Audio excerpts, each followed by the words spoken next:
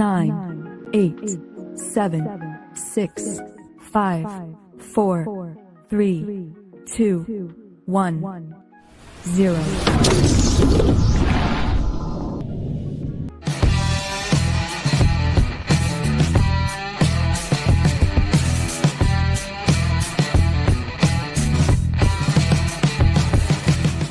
Some viewers may find the following video disturbing. Viewer discretion is advised. I don't like them. There are times when I don't like them putting chemicals in the water that turn the freaking frogs gay. Do you understand that? Turn the freaking frogs gay. Serious crap.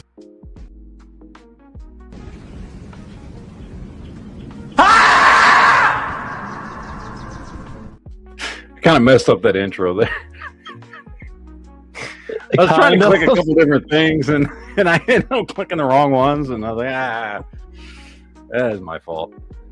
But anyway, whatever, who cares? Messed up intro once in a while. Hello, ladies and gentlemen. How's everybody doing out there? We've got Leadlace, Shadow Bear, Tomcat, Mr. Butter Nubs, Library Garrett. Oh, there we are. To go back to the previous chat about that person's name, or did he come up with that username because he likes to lick Texas Roadhouse cinnamon butter off of them? Maybe he likes the Texas Roadhouse cinnamon butter rolls, and then he rubs the rolls on his nipples. That's how he gets butter nubs. I don't know. Maybe that's what it is. We got lead on steel. Old man butt wrinkles. Mr. Butt Wrinkles.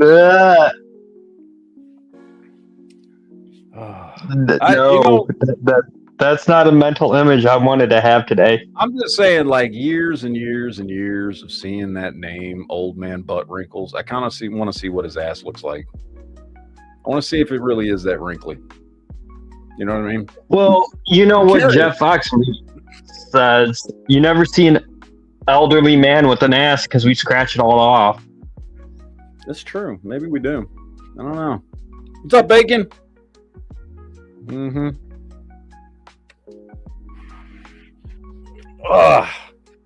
It is relaxing time today. How's everybody in the chat doing? I have no topics, by the way. If anybody was wondering, like, what are we going to talk about tonight? I don't fucking know. You think I came prepared? Holy hell. Were you overpromised? I don't even know what. Has anything happened? We just talked about the news yesterday. Has anything happened in the last 24 hours? Like anything significant? Anything anybody cares about? The latest naval warship's getting commissioned here in Ohio. Is it cool? I mean, it's a Freedom class Lot Terrell combat ship. I don't know. At least says Florida needs to redistrict Maxwell Frost out of Congress forever. Is hers one of the, or his, hers, fuck me. Is that one of the districts that's getting taken out? I don't remember. I know there's like 4 districts. They're thinking there's going to be 4 additional districts that will be Republican in Florida, but I don't remember like whose districts they are, like as of right now. And, well, it may not be as far as whose is going to be affected, because the districts that exist now are going to be changed. So I don't know which ones are going to be affected. But last I heard they were anticipating 4 new Republican districts in Florida.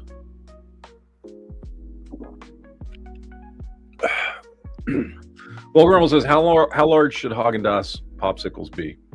Oh, I love Haagen-Dazs ice cream. Do they make popsicles? Yeah, they like make ice cream bars now. Really? I've always bought the little fucking pints of ice cream, but I didn't know they made popsicles or anything. Oh, they make quarts of ice cream now too. I always got the chocolate chip. The only kind of chocolate chip ice cream I actually liked was Haagen-Dazs chocolate chip ice cream. Their butter pecan is really good, and so is their strawberry. Yeah. I don't know. I've been eating that shit since I was a kid. Well, that and Bluebell, which pisses me off because we don't have Bluebell ice cream up here in Michigan. I'm very upset about it. That was a Texas only thing, and I wish Bluebell was out this way because I want their Dr. Pepper flavored ice cream. Yeah. It's fucking good. It's delicious. So, yeah, I don't know. Oh, I miss Bluebell ice cream. There's a lot of things I miss about Texas, but it's the same thing. You know, I mean, like you move from one state to another, especially as far away as I did, right? Where you're dealing with completely different, completely different everything. Restaurants, fast food places, food in general, all kinds of shit. So, I guess that's same for everybody. Practical Bacon says, we have it in Indiana, just at certain stores. Oh, y'all have Bluebell in Indiana? That's not that far away from me. Old Man Bunkrinkle says, Myers has Bluebell. Not the Myers here. Because I shop at Myers sometimes. I go to Myers. Not as often as I go to Walmart, because Walmart's got more shit, but I go to Myers. It's the other way around for me. Myers has got more stuff than Walmart does for me. Oh, wow. No, we got our Walmart has more stuff here. Myers is big. Don't get me wrong. Like, it's a big store, but it's not. They're not as big and don't have as much stuff. So, but Myers is kind of like a slightly upscaled version of Walmart. Like, it's slightly nicer than Walmart. Oh yeah. But they kind of, do the same thing where it's like, only like a third of the store is food and groceries and shit, and the rest of it's all just general merchandise. So,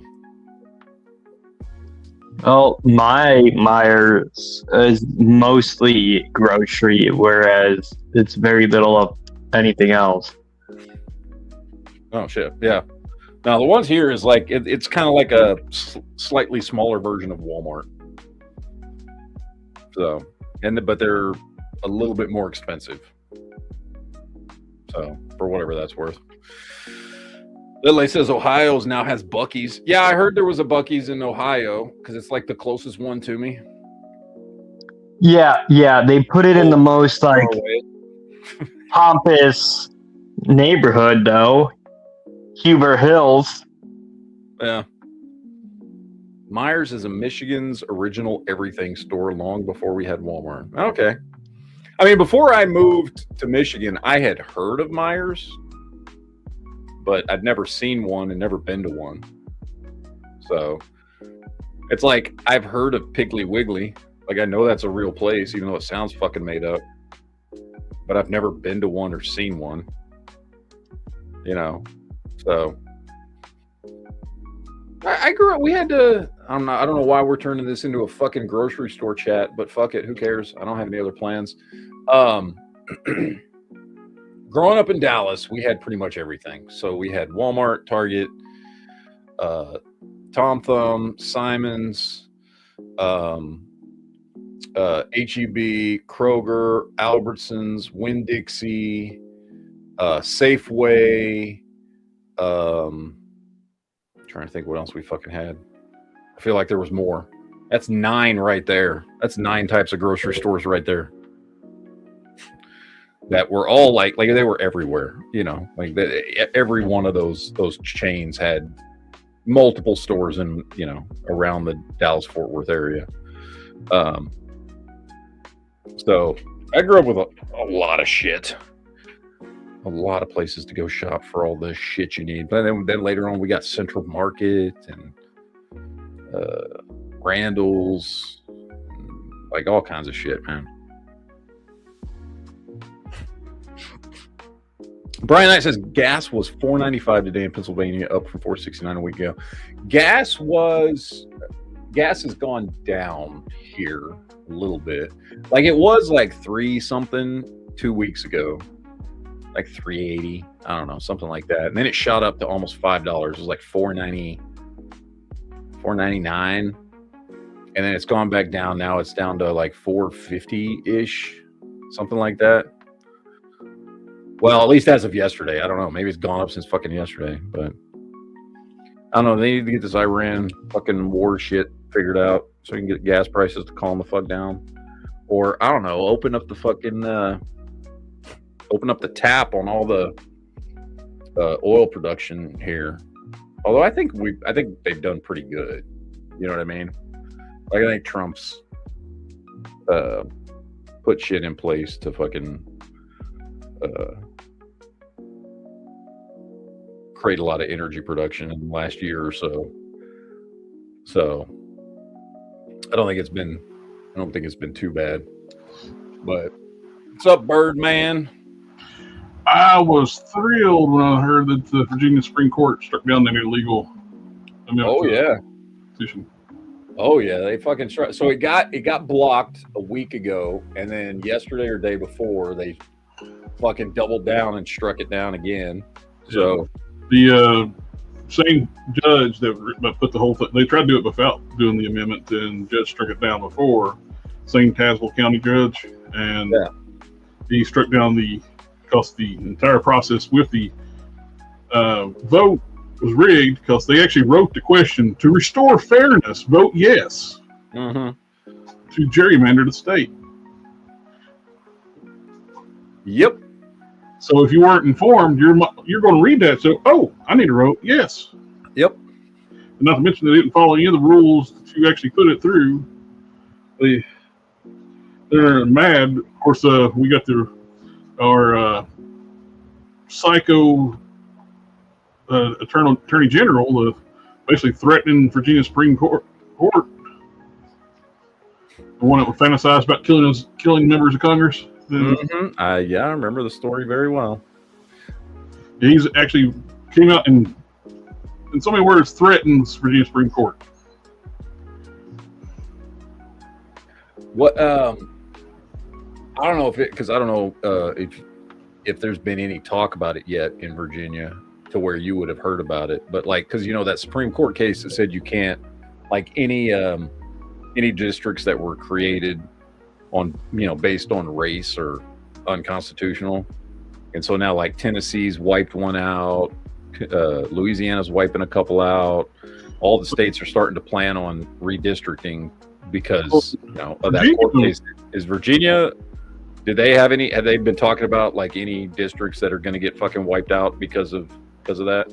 No, actually, so that's what made what the Democrats were trying to do even dirtier, because back in 2020 or 2019, we voted on to actually take the politicians out of making the districts. They actually had a commission that fairly distributed to the commission, so we've got a basically even representation throughout the state. Probably one of the most fair maps in the country. And they actually voted on to keep it where they can't just snap fingers change the maps. They actually have to go through a lengthy process to do that. And of course, they want to break all the rules and go against the laws that were already set up in Virginia. And that's why this was struck down. Yeah. So there is no gerrymandering districts in Virginia. Well, that's good. Until they try to do it. Until they try to do it. Yeah. Well, I know there was like fucking riots and shit in Tennessee around Memphis because they killed that district because they made it its own little fucking district based on race. And this one little teeny tiny little, like, it was fucking hilarious if you would look at the district map in Tennessee. It was like all red, and then the corner down there in the southwest corner just blue. Yeah. It's like, that's fucking weird. The map that they came up with, the Democrats came up from Virginia, was just insane. Yeah. They would have had multiple districts within like 30 minutes of each other, because they had them list all like at the very end near DC. Yeah, they all stretched and like touched that. So you would have had all Northern Virginian representation and nothing for Southwest Virginia. Yeah. Yeah, that's fucking weird, dude. It's like what they were trying, what that one of the proposed maps, and I haven't looked at the map because I know California did some redistricting, or they're doing redistricting now or something. I don't know if that shit's passed. Probably has. It's California, but they had like one of the, I don't know if it was the one that passed or not, but one of the proposed maps like had like 7 districts that all stretched and touched San Francisco. I said, what the fuck, dude? Oh. Come on. Illinois was going to do the same thing to have all theirs touch Chicago. Dude, they goddamn near already do have it that way. They were just going to make it worse. Have you seen the Illinois fucking district map? Illinois is probably one of the worst gerrymandered states. Oh yeah, it's fucking crazy. It already is fucking retarded up there. So yeah, they're just trying to make it worse than it already is. So, fuck, I don't know. Which, even with the bad word, even with the Virginia one, I would have, my opinion, they cheated again because they got the big ballot dumps up there in Northern Virginia. That the no was winning. Then all of a sudden, middle of the night, big ballot. Suspiciously, here comes all. Oh, look, all these yeses that we found at 3 o'clock in the morning.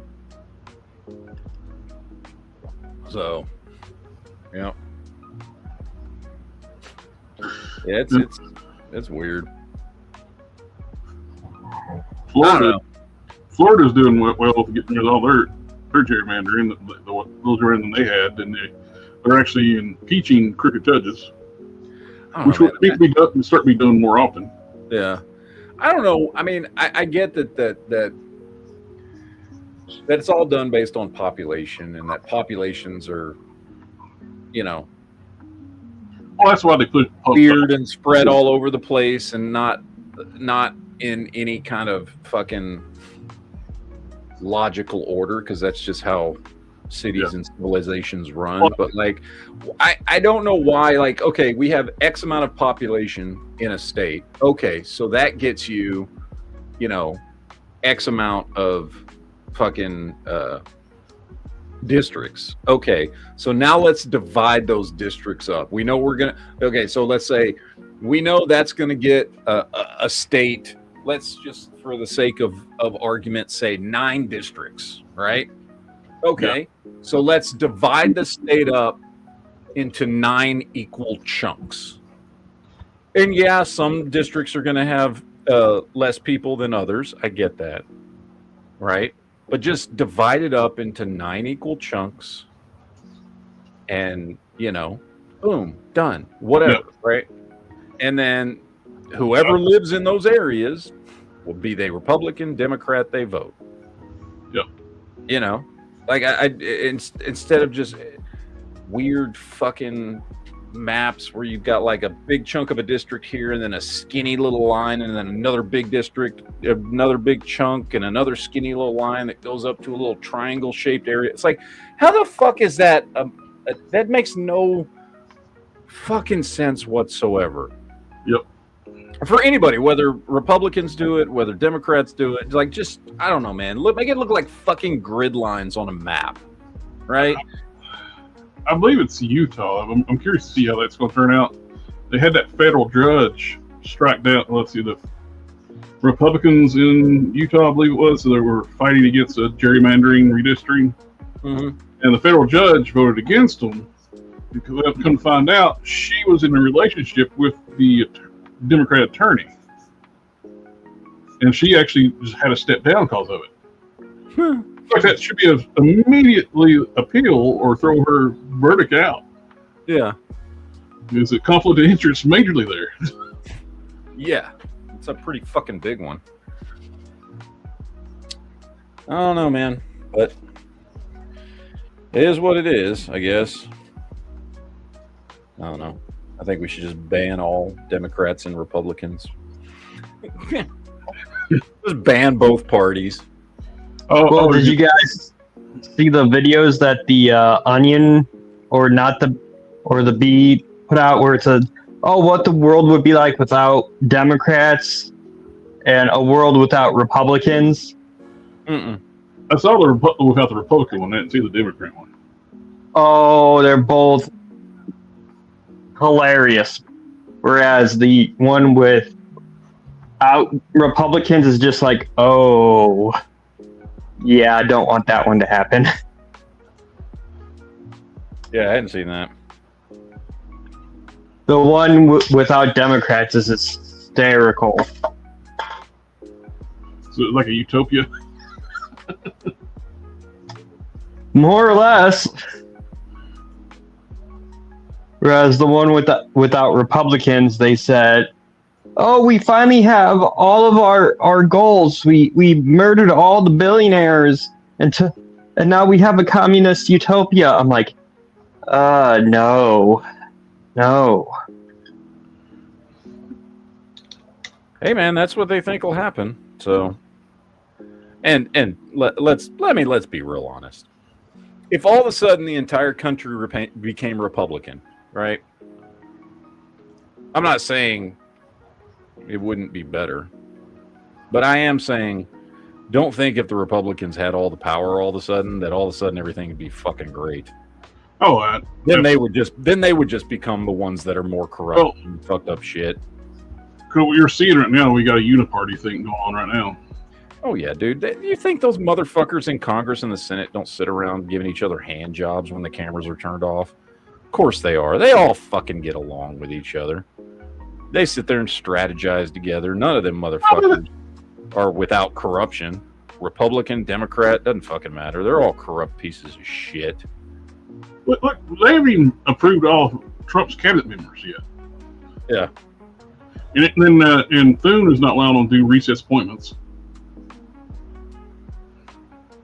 Fucking nuts, dude. I don't know, man. I'd be fully for a system that just says, hey, you know what? We're real tired of Republicans and Democrats.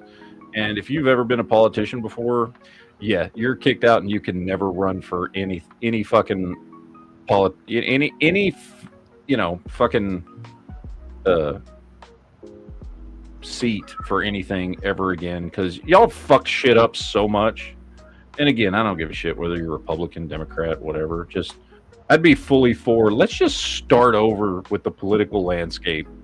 Let's just fucking all new people in every fucking district, in every fucking state. Oh, you were a politician before? Fuck you. Get the fuck out. Go fucking work at a gas station or something. We need new people everywhere, because you motherfuckers are like just career politicians at this point. Every fucking one of you. Suspiciously, you fucking get into office and become fucking millionaires and shit. And fucking, yeah, no. Fuck that shit. There's a bunch of corrupt motherfuckers. Yeah, Lady Lace was talking about like the 1990s Democrats sound just like the MAGA Republicans. Yeah, they do. Yeah. Like, seriously. Clinton era fucking Democrats. Even Hillary. Yeah. What came out of her mouth sounded just like what yeah. Trump says. Fucking crazy shit. That's how far we've come.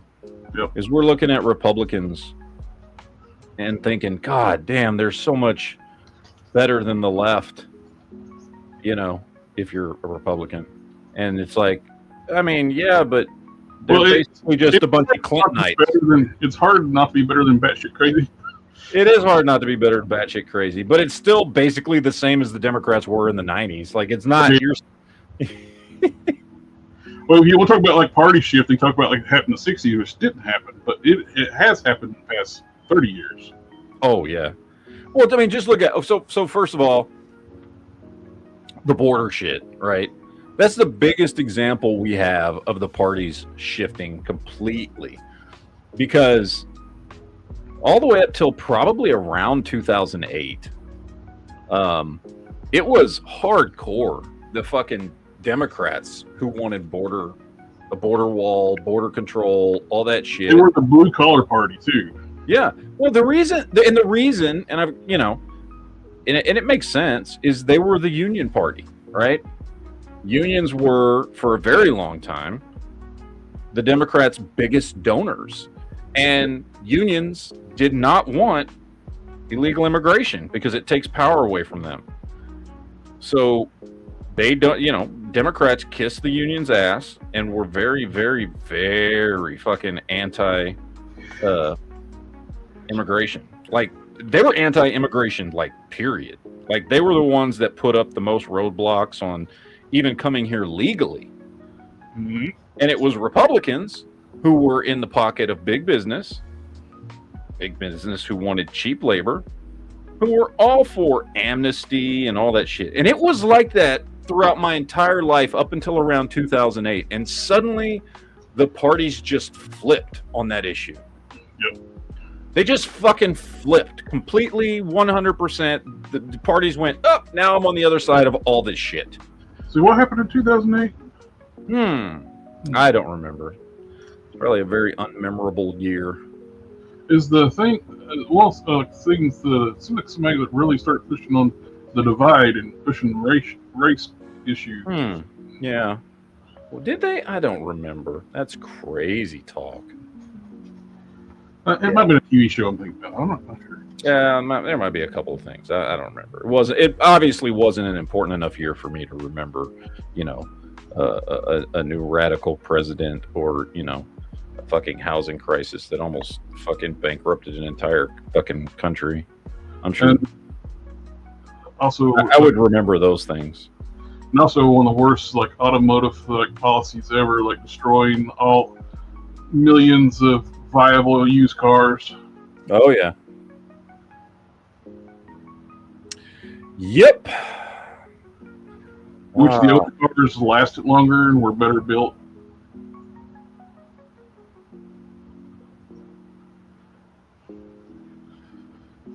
You know, as fucked up as all that shit was, when you look back on it, you think, man, 2008 sure seems simpler. It's like a simpler time. Maybe even, dare I say, a better time. That's Now for me, that was the start of my senior year of high school. Now, that was starting my second year where I work at right now. I've been working there for almost 20 years. Oh, speaking of which, Matt, did you see that thing I sent you on Discord about the Burger King Mandalorian and Grogu meals?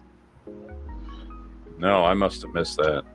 Oh, that's one of the things, too, that really hurt things. Getting rid of the Logan Act, where the media is allowed to use propaganda against the United States. Oh yeah. So much fun. Don't you love that the media can just fucking have so much control over everything and how people think. Now, granted, I mean, put blame where it deserves to be, which is partially obviously on the dumbasses who buy everything that, you know, mainstream media tells them. I don't know how they can stand going to these mainstream media venues and let them lie and not shout and just flat out call them, you're lying. Yeah. Oh yeah. Well, I mean, there's not really news anymore. You know what I mean? Like there's not really news. It's commentary. It's all commentary and opinions. And I'm not even picking on one side or the other. I mean, whether it's Fox News or CNN, you know, there's no news. It's just all fucking commentary and opinions based on a person's politics. You know, it's hard to get to real facts anymore. Yeah. I think, and I mean, I will say this at least. I mean, I think by and large, most people in the country now have hit a point to where either A, they know that, or B, even if they don't know that, not many people pay attention to the fucking mainstream media anymore. You know, it's kind of it has been for a while, a slowly dying giant industry, you know. Yeah. That they're just kind of hanging on for dear life, begging for people to fucking listen to them. But I mean, most people get honestly, dude, more people get their news from fucking YouTube and Twitter than all of the mainstream media outlets combined.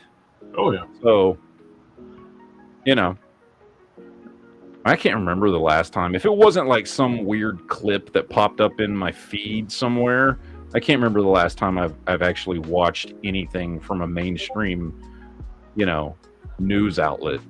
Like it just doesn't it doesn't happen. I haven't even had cable or anything since 2017. You know what I mean? Yep. Everything I do, everything I see, all the information I go through and get and look up, it comes from online. If I want to fucking know something, I go and fucking look up. Hey, I heard this. Let's look it up and see what the fuck's going on with it. Now that being said, there's most of the online aggregation websites for news are also fucking extremely biased. So you got to deal with that. But it is, I think part of it is a little bit easier. One thing I will give credit to, by the way, what's up, Loading Dragon? I see you out there. One thing I'll give credit to the people of the United States for, and I don't think it's like on purpose because people intentionally went out trying to seek information, but just due to the internet being such a huge influential part of life now, people have just naturally, due to just attrition of a change in society and culture, just become used to going and many times searching for the things they want instead of just paying attention to whatever the TV was telling them after their favorite show during prime time went off and the news popped on, So people are, I think, more accustomed to going and actually searching stuff out on occasion through social media or whatever. So maybe that's a good thing or maybe that's a bad thing. I don't know, man, because there's arguments that I completely understand that the internet is the worst thing to happen to humanity. Yeah. And I can't say that a lot of the arguments that are out there for that are wrong. I really can't. I'm like, yeah, well, it certainly seemingly has made people, I don't necessarily want to say stupider. They will look something up, but they never retain anything. Yeah. It's weird. And it's weird too. And maybe it's a generational thing. I think that's part of it. Because I mean, for me and you and anybody, I would say, especially anybody over the age of 40, right? But maybe I'll give you 35. We grew up in a time where, I mean, even if you were, born in 1990, you still experienced, there's a good chance you still experienced life without the internet for a while. Well, before internet, we had 2 sets of encyclopedias. I would entertain myself. I would read in my house. Oh, yeah. Encyclopedias. I want to look something up and learn something about it. Yeah. Use those. And I think, and because of that, and because of how we grew up, I mean, I was born in 1977. So, I mean, the first time I had internet in my house was probably around like 1999. And even then, it wasn't what it is today, right? But I think that's the first time, like, I had used the internet before that point, but not often. And I certainly didn't have it at my house. So, I mean, I was 22 years old before I got internet in my house, right? And we grew up in a way where, like, I don't want to. No, I will say it. I will say, because I can see it with my kids. My kids do not appreciate the internet the same way I do, and for better or worse, but they just grew up with it, right? We grew up with fucking Encyclopedia Britannica if you wanted to fucking know something, or actually going to a library. My kids, other than the library at their school, like, they don't know what the fuck a library is. Going and getting a library card and having to actually look something up to get information, or remember the microfiche reader at the fucking library when you needed to look stuff up that you fucking couldn't necessarily find, a book on. And, like, there's so much shit. So for me, the internet, I other than just for entertainment value, which obviously has, even with me being me, has still become a large portion of what I enjoy the internet for. I also still really, really value it. And in my mind, it's still a really, really awesome, unique, cool tool to get information. Whereas I think, like, I look at my kids, and because it's just always been there for them, it's just, it's the equivalent of us having always had electricity in our homes, right? Yeah. Like, it's just there. It's just a thing. And we don't really appreciate everything we can do with it. Yeah. My grandmother grew up in a house with several siblings with dirt floors. Yeah. So I think because and again, I was 22 before I got the fucking internet. So to me, it's still this pretty fucking amazing thing. I mean, yeah, it's lost large chunks of its amazement and luster because I deal with it every fucking day, practically every minute of life, between my phone and everything else. But like, still, I also see it as an amazing fucking informational tool that I don't know that younger generations see it as that. They take it for granted, just very much the same way that you and I probably, and I know I certainly did, at least to an extent. I took libraries for granted. Yep. It was just there. It was just a thing, and you'd go when you had to, but mostly the things I would get excited about going to the library for weren't gathering information to learn the truth about something. It was, what can I get at the library that will entertain me? Just go get comic books at the library. My library had comic books and shit in it, or they had and it was always older shit, but I watched a lot of movies that I borrowed from the library. They had, starting in the late 80s, they started having VHS tapes that you could get from libraries around my house, and so I was way more concerned with using the library for that than actually using it to gather useful information. And now that I'm older, like I don't know, maybe I'm just talking out of my ass, I have no idea, but I'm right, damn it. Whatever I'm saying, I'm right. Libraries now are more like, not even what they used to be. They're like a study hall. Oh yeah, they're mostly for poor people who don't have resources, can't get the internet at their home, or homeless or stuff like that. I mean, that's the vast majority. Last time I went to the library, which I haven't even been to a library since I moved to Michigan, but back in Texas, like, you would walk in the library and it just looked like people who really, really needed help. You'd see the computer room would be full of people who looked really rough, and they're on fucking job websites and shit, or whatever, because they have nowhere else to go because they're in a bad place in life, and that's the only reason they went to the fucking library. Oh, where my dad used to live at before my mom passed away, there was a rec center. They had like a computer room people can check into and use the internet. Yeah. I used to take my mom over there, drive her there. She liked to play on the computer when the early days. Yeah. Oh yeah, old man Buttergles. First 12 years of my life, we had a 19-inch TV with a dial, no remote. I grew up poor, right? So we were the remotes for their parents. Yeah. So I remember for a while, growing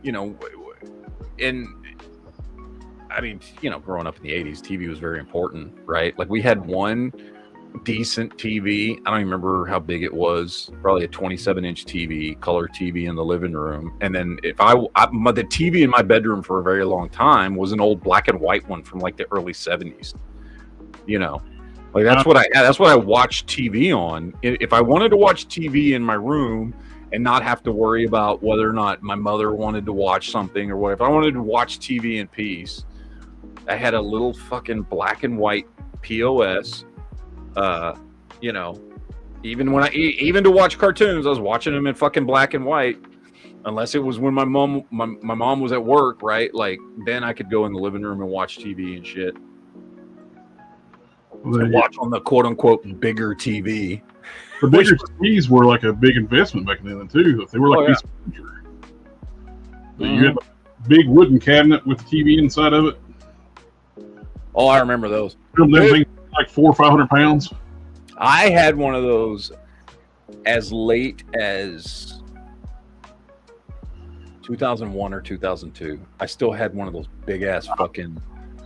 I remember we got one because it was a cheap bit, but at the time it was a cheap big color TV that you could have, and this was before HD had taken over the airwaves and shit. So it didn't really matter. I mean, yeah, you could go buy a brand new Sony or something that was really nice and much smaller, or I could keep my late 80s fucking, you know, Panasonic fucking chunk of furniture, but at least it was like for at the time, a good size 37-inch TV, but it was like fucking 12, 13 years old that I had bought from somebody who was moving, and it was a big color TV, but it was all the wood paneled with the drawers and shit on the side and all that shit. But I mean, it was a 37-inch.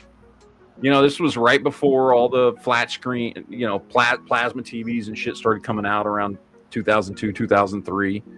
And I still had that big fucking thing because I got it really cheap. And hey, it was a color TV. It fucking worked. I could hook the cable box up to it, you know. And it was big and ugly, but, you know, it was a fucking color TV. And again, because HD just really wasn't a thing for television, right? Like, who gave a shit? Like, it's whether I buy a brand new one or this, it's going to be the same fucking picture. Yep. As long as it fucking works. I remember my dad had one. He had one of those big floor models get repaired, and he ended up buying like one of the early projection screens to replace it with because it stayed in the shop for so long because they had special order parts. When we got it back, me and a friend of mine, we that's probably in high school or community college one. We were young and stout. He moved furniture for a living, and both of us together could take my 500-some pound four-wheeler and just grab each end of it and swing it like a porch swing. And we like to kill ourselves moving that damn thing upstairs. Fuck yeah. That thing was probably 600 pounds. Fuck it. It's like we sold the house. It's like, we're leaving that damn TV in there. Yep. Yep.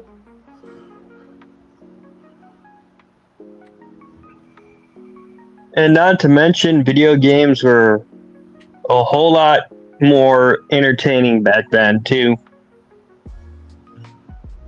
Like, you had your GoldenEye. I remember when PlayStation first came out. Me and my buddy of mine, on the weekend, we'd go see if we can rent one. You go rent the video store. Mm-hmm. Grab a few games as we spend the weekend just playing. Yep. PlayStation. Did the same thing. And there's something that makes you appreciate movies and video games and things like that a little bit more when you actually have to like go to a store and pick one out. And there was fun in that. Like there was fun. Like it was an adventure, man. Like it'd be the weekend, you know, and someone came over to the house, and my mom would take us to Blockbuster to fucking pick out some movies and some video games, and that was part of the fun. Like it didn't feel like a burden to go somewhere to pick shit up because that was part of your night. You were going to get to go and pick some movies and pick some games, and my friend was going to come over and spend the night for the weekend, and we were going to fucking watch movies and play video games all weekend or whatever, and that was part of the adventure. Yeah. I don't know how many hours I spent like the video stores, just going through, reading, looking at the boxes, reading the backs, trying to find something I want to watch. Yep. Yeah, it was fun, man. I used to love to go to Blockbuster and shit. It was great. And then we had Blockbuster early too. We had Blockbuster a few years before everybody else did because Blockbuster started in Dallas. Which I didn't realize till like fucking 20 years later because, you know, there was no internet. Like, who the fuck are you talking to? I just thought everybody had Blockbuster in 1984, 1985. You know what I mean? Had some local video stores. We didn't have a Blockbuster where we grew up. We had Yeah. 2 family chains. Yep. All Practical Bacon, yeah. We had some video games at the Pizza Hut and Pizza Inn, but the big ones, obviously there was like the big arcade at the mall, but if you couldn't get to the mall, like the 7-Eleven right up the street on the corner from the apartments that I lived in as a kid. I don't know if y'all remember, but you would walk in the 7-Eleven, and I think most 7-Elevens, at least where I grew up, had this. You'd walk in the 7-Eleven, and then depending on how the 7-Eleven was set up, either right to your left or right to your right of the door, there was that little room that was full of arcade cabinets right at the front of the fucking 7-Eleven. I couldn't tell you how many quarters I sunk in arcade machines. Yeah. Oh, fuck yeah. I'm sure it's in the thousands. Mm-hmm. So that's where I first found Street Fighter, was in a fucking 7-Eleven. Street Fighter 2. A local grocery store would have video games, and eventually the guy who actually supplied all the video games put in like pool hall, and he had like arcade section. Mm-hmm. And the local bowling alley had video games and pool tables, which that was the going hangout. And this is how stupid some people are in my hometown. The pool hall was great. That's where basically all high schoolers and college goers. That's where we went to go hang out, shoot pool, video games. Some did the bowling. I hated bowling. I like pool and video games. They took out the pool tables to put in laser tag, like for little kids. Then they made it where like you had to buy a pass to get into the damn bowling alley. It's like if you leave, you got to buy another one. I remember they made it like they turned it into basically like a drop off for young kids. Yeah. So I remember the place for all the older people. I remember the place that I always wanted to go, but you had to be 18 to get in. It was this place in Dallas called the White Rock Yacht Club, because White Rock is a lake. People don't know this. There's a fucking lake in the middle of fucking Dallas, close to downtown. And it's called White Rock Lake. Anyway, and there's this place that was right across from the lake called White Rock Yacht Club. And it had nothing to do with yachts. They just called it the Yacht Club. And it was fucking video games and pool halls and a bar and, cigarette machines. Remember the cigarette machines? The cigarette dispenser machines and shit? But you had to be 18 to get in. And I did manage to sneak in a couple of times before I was 18. But as soon as I was 18, dude, because that's where all the cool people hung out, right? Fucking 18 years old, you go get fucking burger, fucking play some pool, fucking go, get a pack of cigarettes, fucking like try and get some alcohol from the bar if you had a fucking fake ID, or work with somebody who was 21 and they could go get drinks and bring it back to the table. And like that was like the place to fucking go. Plus you could still play video games because they had an arcade room and shit. And like that was the place. I get you mentioned like the cigarette machines. I get tickled like I think about now, because could never happen nowadays. But my dad would like park outside. He had an artificial hit and stuff like that, hard to get around. He'd always send me to the store to go get his cigarettes or his whiskey. Yeah. Oh yeah. And they're like, go over and pick up a fifth of Jack, and it's like, yep. And they would do that at the time because they were like, well, they knew. Oh yeah, you're getting it for your dad. Yeah, it's fine, whatever. Not no more. Now they ID my gray ass. Fuck yeah. Now, but what was funny about it is like I get like it still occasionally happens, and I ride this fine line whenever anytime in like the last 20 years that I get carded. There's a fine line between being like flattered and being pissed off. Like, motherfucker, what the fuck are you talking about? I don't look 18. Fuck you. But then at the same time, you're like, oh, thanks. I appreciate that. Well, Right. back when I worked retail, I didn't care. I would card everybody that would be buying liquor. I'm like, I ain't taking no chance. Now, cigarette machines when I was young were everywhere. Oh, yeah, dude. You get them, they were in the hospital. Oh, yeah. Fuck yeah, they were. You go to the local steakhouse. They had a cigarette machine in there. Yep.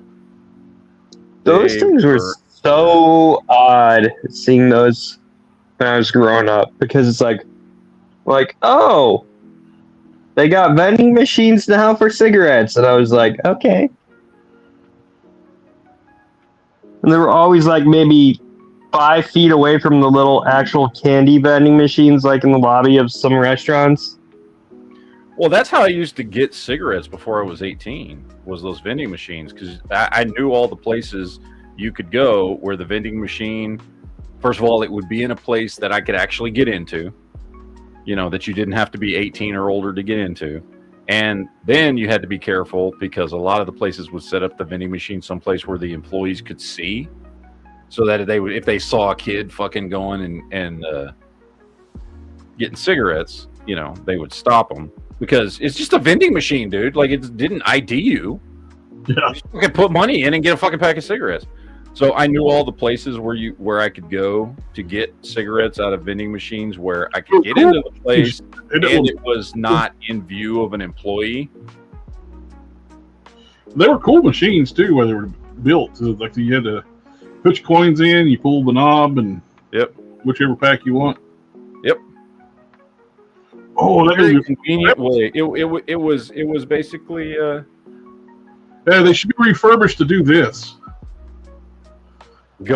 Oh yeah, that would be fucking awesome. Somebody's got to have had that idea though. Ammo vending machines. Fucking great. In Japan, they have beer machines that don't ID. Well, Japan's got an honor system too. Yeah. They have stores without employees. You just go in there and grab your stuff, pay, and leave. Yep. Which they're having issues now, well, since they were forced to import people in that's not from there. Yeah. Yeah, they have a few issues. Surprise. Isn't that shocking? Import people with IQs lower than my dogs. That happens. Mm-hmm. Oh, they're going pretty hardcore on fixing all that right now with their current prime minister. And plus, let's give Japan one pro thing. They literally have vending machines for almost anything. You want a freshly made pizza? They got a vending machine for that. You want Underwear. freshly made ice cream? They got a vending machine for that. They literally have underwear in the machines. Yeah, like they even have little vending machine pharmacies too. Hey, if you go to get some bad gas station food, you might need that fresh underwear. Yeah, you might. Dude, I there was a period of time, for some reason, I don't know why. I think maybe because I've always wanted to go to Japan. Like, it's one of the only 2 countries I've ever wanted to go visit. And I got on this kick on YouTube a few years ago where I swear to God, for like 3 months, I was just watching. And of course, you know how it goes. You watch one video and it starts just recommending nothing but the same type of content. Oh, yeah. I got on this fucking kick several years ago where I was watching nothing but like people tour Japan. You know, these videos of people from the US or Canada or wherever go and film themselves. Look at what we have here in Japan and look at this. Or, you know, I moved to Japan. Here's what life is like here. Like, dude, for some reason, I was just fucking obsessed with watching all these fucking videos. And dude, the stuff they've got there, man, what's I mean, crazy about it is like their gas stations have better, healthier food than any grocery store here in the United States. Like, not to mention their and like- 7-Elevens and are like better. good food, like restaurant quality, pre-prepared food, like that you can just run into their version of a 7-Eleven and pick up and fucking have dinner and be ready to go, and you just go and grab the container with an entire fucking meal in it, and like it shows you the fucking all the. Of course, they're much more strict on food standards in Japan. Yeah. Like they don't use high fructose corn syrup and shit and all the chemicals and stuff like that. And Their their pictures of the food on packaging has to be the exact size of the food inside the bag. Yeah. They can be fined if not. Yep.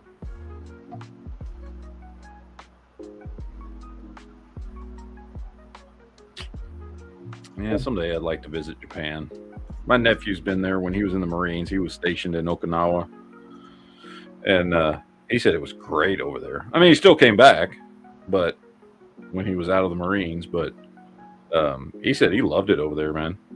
And he said he was surprised. He's like, there's way more people over there that speak English than you would think. See, I would love to go to Japan to see it myself, but 2 of the medications I take daily would get me thrown in jail there. The fuck are you taking? Crack? Adderall. Adderall's illegal in Japan? Yeah. Really? Like, if I have my prescription bottle with me, they can arrest me because it's a controlled substance. So they don't prescribe Adderall over there? Or They do, but it could be considered drug smuggling. Jesus. Mm-hmm. Although, I'll be honest, Adderall's some pretty harsh shit, dude. Like, I mean... yeah. I mean, I get it, I guess, but... still seems a little much. You know, we looked at some of this stuff before. Oh, yeah, the houses in Japan, yeah. Fuck yeah. Cheap shit, too, dude. And yeah, I mean, most of them are older houses and shit that need some... And they're away from the city. The young people don't want to live in the more rural areas.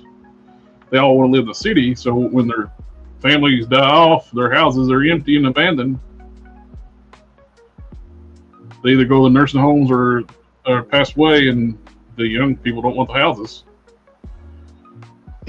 Oh yeah, I was telling my little sister about this because she just bought a house here. I'm like, do you know there are houses in Japan you can get for basically like 10 USD? Oh yeah. Seriously, some of these ones though, like, it makes me want to buy a house. Like, they're so cheap. I almost want to buy a house in Japan just to say I own a house in Japan. Not that fucking, like, I would ever even be able to go over there and visit it. But, like, just to be able to say, yeah, I own a house in Japan. Although, like we were talking about last time, I bet there's probably taxes and shit you have to pay on it every year and all this stuff. And so, like, probably in the end, if you weren't going to actually go there, it's not worth it. You know? But the houses are so fucking cheap, you could almost buy some of them, like, as a joke. You know what I mean? Yeah. Just like, I just feel like owning a house in Japan for no reason, but because I want to. And you could. So this is still full of the people's stuff. It's just abandoned. Yeah. It's fucking crazy, man. It's cool, though. Lele says, Vietnam is cool, too. You can buy name brand clothes for a dime. Yeah, that doesn't surprise me because where all the fucking clothes are made, so they probably sell really fucking cheap over there. I bet the toys are cheap over there, too. All the action figures we spend fucktard money on are probably way fucking cheaper over there. And then I see all these videos of these people that move to like the Philippines and Thailand and shit. All these fucking expats that move over there, and then are like, "I'm never fucking moving back." And Oh yeah, that's the funny thing. What I make every week, according to my coworkers from the Philippines, I could live very comfortable there. yeah, but once you get there, what the fuck are you gonna do for money? Like it's not like you can go there and keep making that same amount of money. So eventually you're gonna run out of fucking money. You know what I mean? Well, if you can if you have a job that you do work remotely. True. If you've got like an American job where you work remotely, It's like, you know, we got several employees after COVID moved out of the area, and they're not coming back. They still work where I work. yeah, I guess if you could do that, that would be pretty cool. Because you know, of course, then what happens if you fucking get laid off? You're like fucked. You know what I mean? Like one lady, she moved to Georgia to be near her sister. That's where she's at still, and she still works. I feel like it'd be a good deal if you had a guaranteed way where it's like, you know, I know this is money that there's no way I cannot just keep making. You know what I mean? Like you own your own business or something that continually pays you, that kind of thing. Here's a more traditional style house.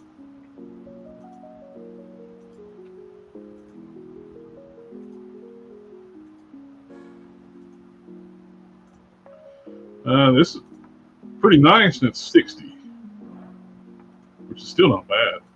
Yeah, it's like a modern, updated house. Of course, time to get there, it'll be like me being 6'2" and hefty. I don't know if I fit in a lot of this stuff. Not easily. That's just like that guy who has that social media presence. He's like, "Oh, what it's life like being a person at 7'1". Oh yeah, I've seen him. Yeah. Like I saw him post like a YouTube short where he was boarding a plane, and he literally could see over the door to the plane. I'm like, what the fuck? That's like that wrestler, Paul Wright, the Big Show. He's something like when he's traveling, he can't use the bathrooms in the airplane. Oh, and did you guys see that they're doing a Street Fighter movie again, and it's mostly WWE wrestlers? Yep. And I don't know who they cast as Chun-Li, but they could have done a little bit better on that casting. Yeah, I've seen the trailer for that movie. I'm going to be honest with you, that it doesn't excite me. No. Started for the Mortal Kombat movie, which just came out this week, didn't it? Mortal Kombat and Mandalorian and Grogu are probably going to be the only two movies I see this month. JB comment in the chat. That's where he's at tonight. Yeah. I'll go to the movies for Mandalorian and Grogu. Mortal Kombat I'm just going to watch on the website. It's actually already on the website, so that's probably where I'm going to watch it. I'll probably watch it this weekend. I'll go to the movies for Mandalorian and Grogu. I'll go to the movies for Masters of the Universe. Spider-Man comes out like in a couple of months. I'll go to the movies for that.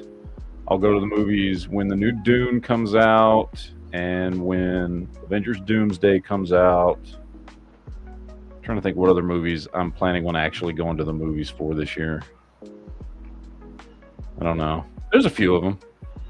So, oh yeah, you just mentioned it. Let on Steel says The Odyssey.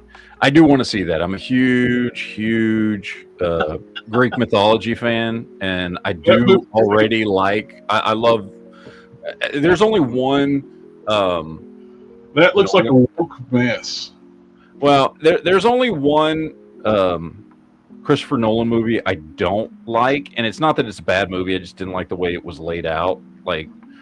And that's Dunkirk, which surprised the shit out of me because I love the story of Dunkirk. I just didn't like his 3 different fucking timeline fucking ways of telling the story. I thought it would have been a better story just telling it straightforward in one timeline. I just didn't like the way he did the movie. And I know with Christopher Nolan, he's always got to do like a twist to a movie to make it different than anybody else's version of something. That to me, that didn't work for Dunkirk because it's a fucking amazing story. And I would have just preferred to have it just be a regular World War II movie. But other than that, I like all of Christopher Nolan's movies, and I love The Odyssey, and I love Greek mythology, so I do want to go see that one at the movies. Oh man, what I've seen of it looks like a woke mess. Yeah, I don't know. We'll see.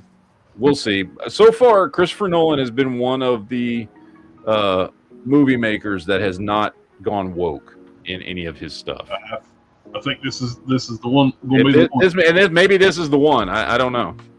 I don't know. We'll see. Some of the castings, like, oh my god, what were you thinking?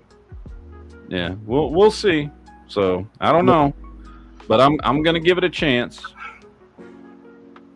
No offense to the woman that cast to be Helena Troy, but ain't nobody they're gonna launch a war for her. Oh, Lupita Nyong'o. Lupita Nyong'o's fucking hot.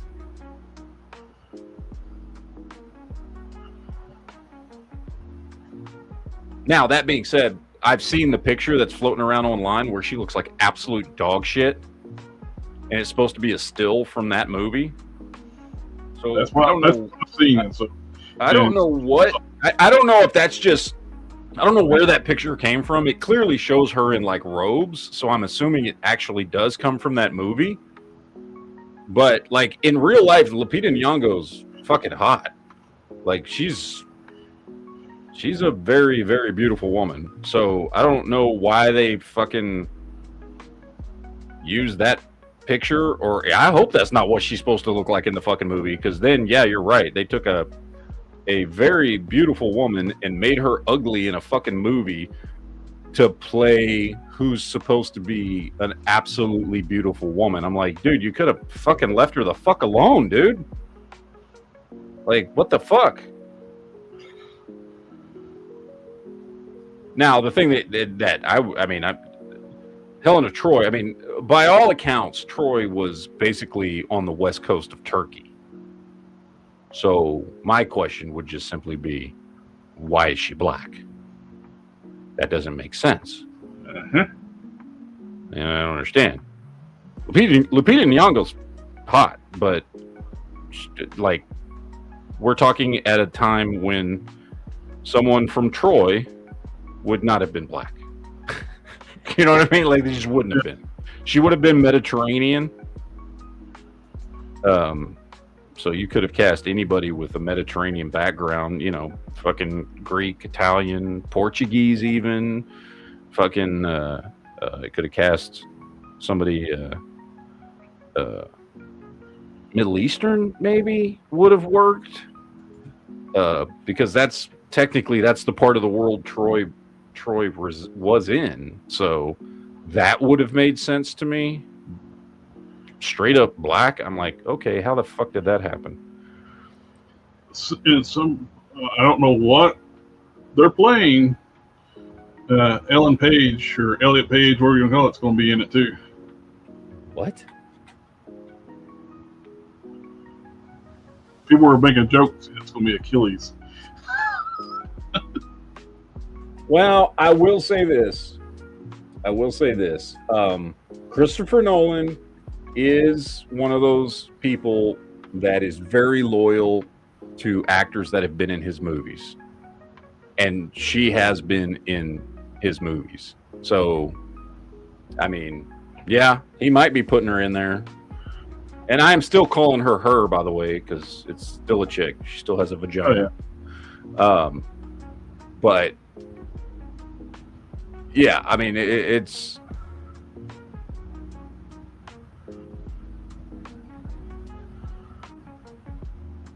Yeah, I don't know. I didn't know she was in the movie. I hadn't seen that. So, is it Lupita and Ingo? Is she the one that played Black Panther's girlfriend or ex-girlfriend? Yeah. That's Okay. right. Now I gotta applaud her when they was doing that shitty movie, the Woman King. Yeah. She went to Africa and researched that tribe.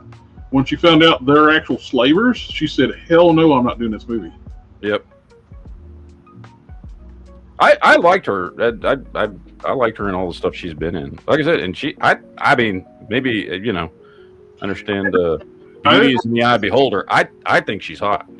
However, I have also seen that picture you're talking about where I'm like, what the fuck did they do to her? So that's where I didn't know that was the same actress, because they made her look so bad in that picture. Yeah, but you know what I'm saying? She's not ugly.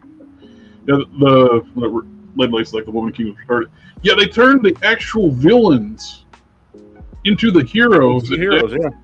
Made it seem like they were fighting for people's freedoms. No, the fuck they weren't. They were the ones selling motherfuckers. What's hilarious? They had this Frenchmen in there being the villains, and they're the ones who actually made that tribe quit selling slaves. They made them the slavers, and the actual slavers the heroes. They reversed the roles. Mm-hmm. They actually had to force that king in real life to stop selling people. Yeah, and in the movie, because I did watch the movie, and if you take history out of it, like if you know nothing about it, it was a well done movie. It's just complete bullshit. And in the movie, they make it to where it's the king's idea to stop selling slaves. Like because it does come up. It does come up in the movie that they did capture people. But the king is like, oh, we're going to stop doing this and shit. And he's trying to, he's the good king and he's trying to fucking fix things and stuff. And fuck no, that's not what happened. No, he didn't want to stop he didn't want to stop capturing and selling slaves. He had to be forced to stop. Yeah. So, yeah, it's a fucked up movie. I mean, like I said, if you know nothing about it, or you go into it thinking it's just some made-up fucking story or whatever. I mean, the movie's well done. It's well acted. Whatever. That's fine. There's nothing wrong with it. It's just they portray it as truth, and it is the complete opposite and a complete fabrication of what actually fucking happened. It is almost equivalent to writing a movie about World War II and making the Germans the good guys. Mm-hmm. Oh yeah, no, 100%. That's basically what it is. Yeah. So, you gotta love Hollywood. Yay, Hollywood. Well, they got that checklist now where they're not even allowed to win awards unless they got meet certain quotas. Yeah. Here we are. No wonder why things suck lately. They've dumbed down writing in movies to make them where they can share them internationally, where it's easier for people to understand the stories. That they've said that, and they also now they got the checklist. They got to have so many things to win their awards, but also too, certain things on those checklists will get those movies banned in certain countries. That's why Disney struggles so much now, because their buddies with China is no longer a thing. China don't share their stuff, like distribute their movies like they did. Yep. They used to heavily depend on like the Chinese market. And by the way, if you want to talk about excellent fucking casting, and I mean probably the best casting I've ever seen ever, this right here.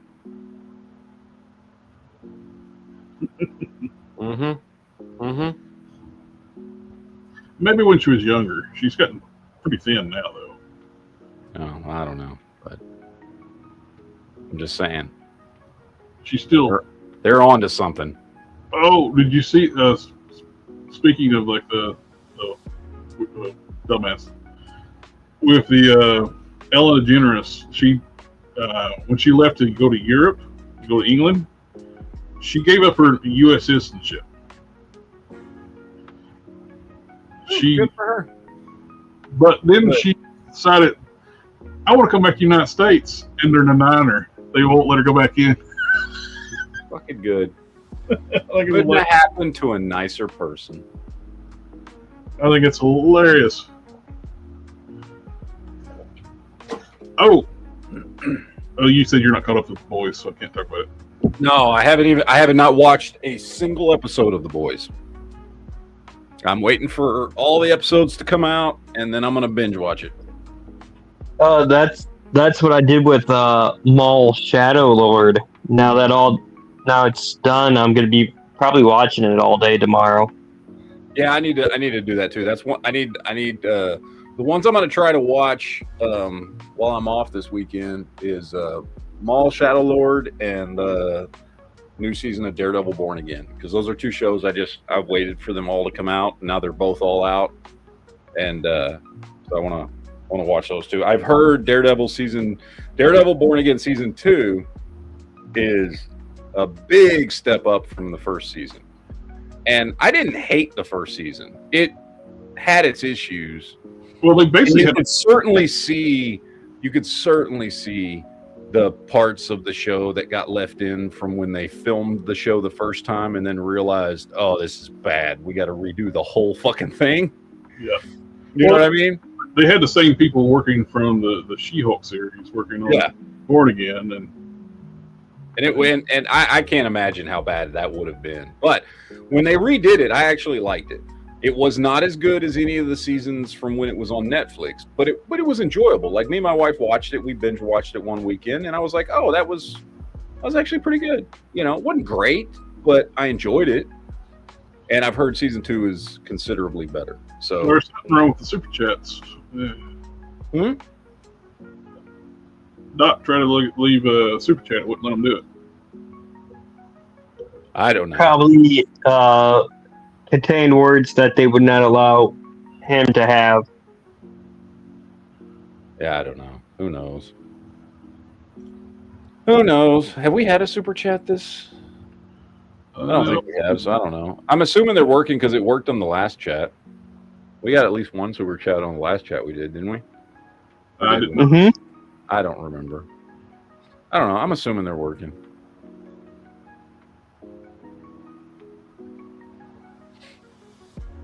Lele says, speaking of binging, I went back to started binging The Shield, and that show is 100 times better in marathon format than week to week, especially later seasons. You know, that is a show that I have been meaning to binge watch because it's a show I never watched. And I've been hearing for fucking 20 years how great The Shield is. And obviously it led to a lot of other things. Like, without The Shield, we would have never got Sons of Anarchy, for instance, right? Like, there's a bunch of The Shield was the beginning of several people's careers, and I've heard for 20 years how great this show is, and I've never fucking watched it, and I keep wanting to watch it.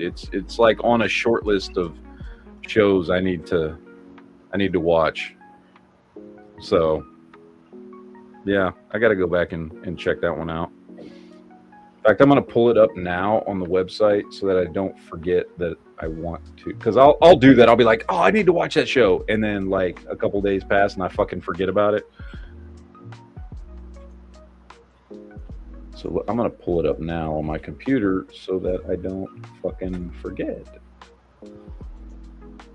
2002. Damn, that show was 7 seasons. I like that short-lived series he had. Was it him and his family got superpowers? Dude, that was such a good show. And I was so pissed that it got canceled after like 8 episodes. I know exactly what you're talking about. I cannot remember the name of it. I love that show. It's like, dude, it was really fucking good. My guess it was expensive to make. I don't even remember. Was it Fox? I feel like it was probably Fox and they canceled it, but I don't know. I wouldn't be surprised if it was Fox.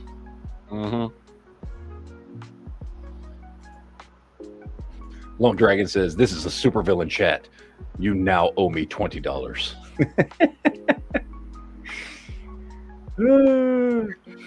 Leto Steel says, "Damn, I'm binging The Shield as well because I was too young to care to watch it when it was out." Yeah, 2002. 2002 was around the time, late 2002 into early 2003. That's around the time that I moved from Dallas to South Texas because I was getting ready to get divorced from my first wife. So I wasn't watching TV much at that point in time in my life. There was a few years there in my life between like 2000 and 2004 where I didn't go to the movies. I didn't watch a lot of TV. I didn't do much. I was working and dealing with like 2 little baby kids and getting a divorce and all this shit. So there's like 4 years of my life where anything that was like coming out at that time, and I'm one of those people, if I don't catch it from the beginning, I won't watch it, you know? So, yeah. Oh, No Ordinary Family. Yes, thank you, Lone Dragon and Lead Lace. That's it. No Ordinary Family. That was the name of it. ABC, 1 season, 20 episodes. It was a really good show, dude. The mom got super speed. The dad got super strength, durability. The son was super genius, and I forget what the daughter had. I don't remember. It was very much. It had an Incredibles vibe to it. Yeah, which was good. I mean, I didn't mind. It was a good show, man. I liked it. That's one I should rewatch. I haven't watched it since it was on. It's been 15 years since 2010. Let's see if it's even on the website. 20 episodes. Yep, it's on the website. Nice.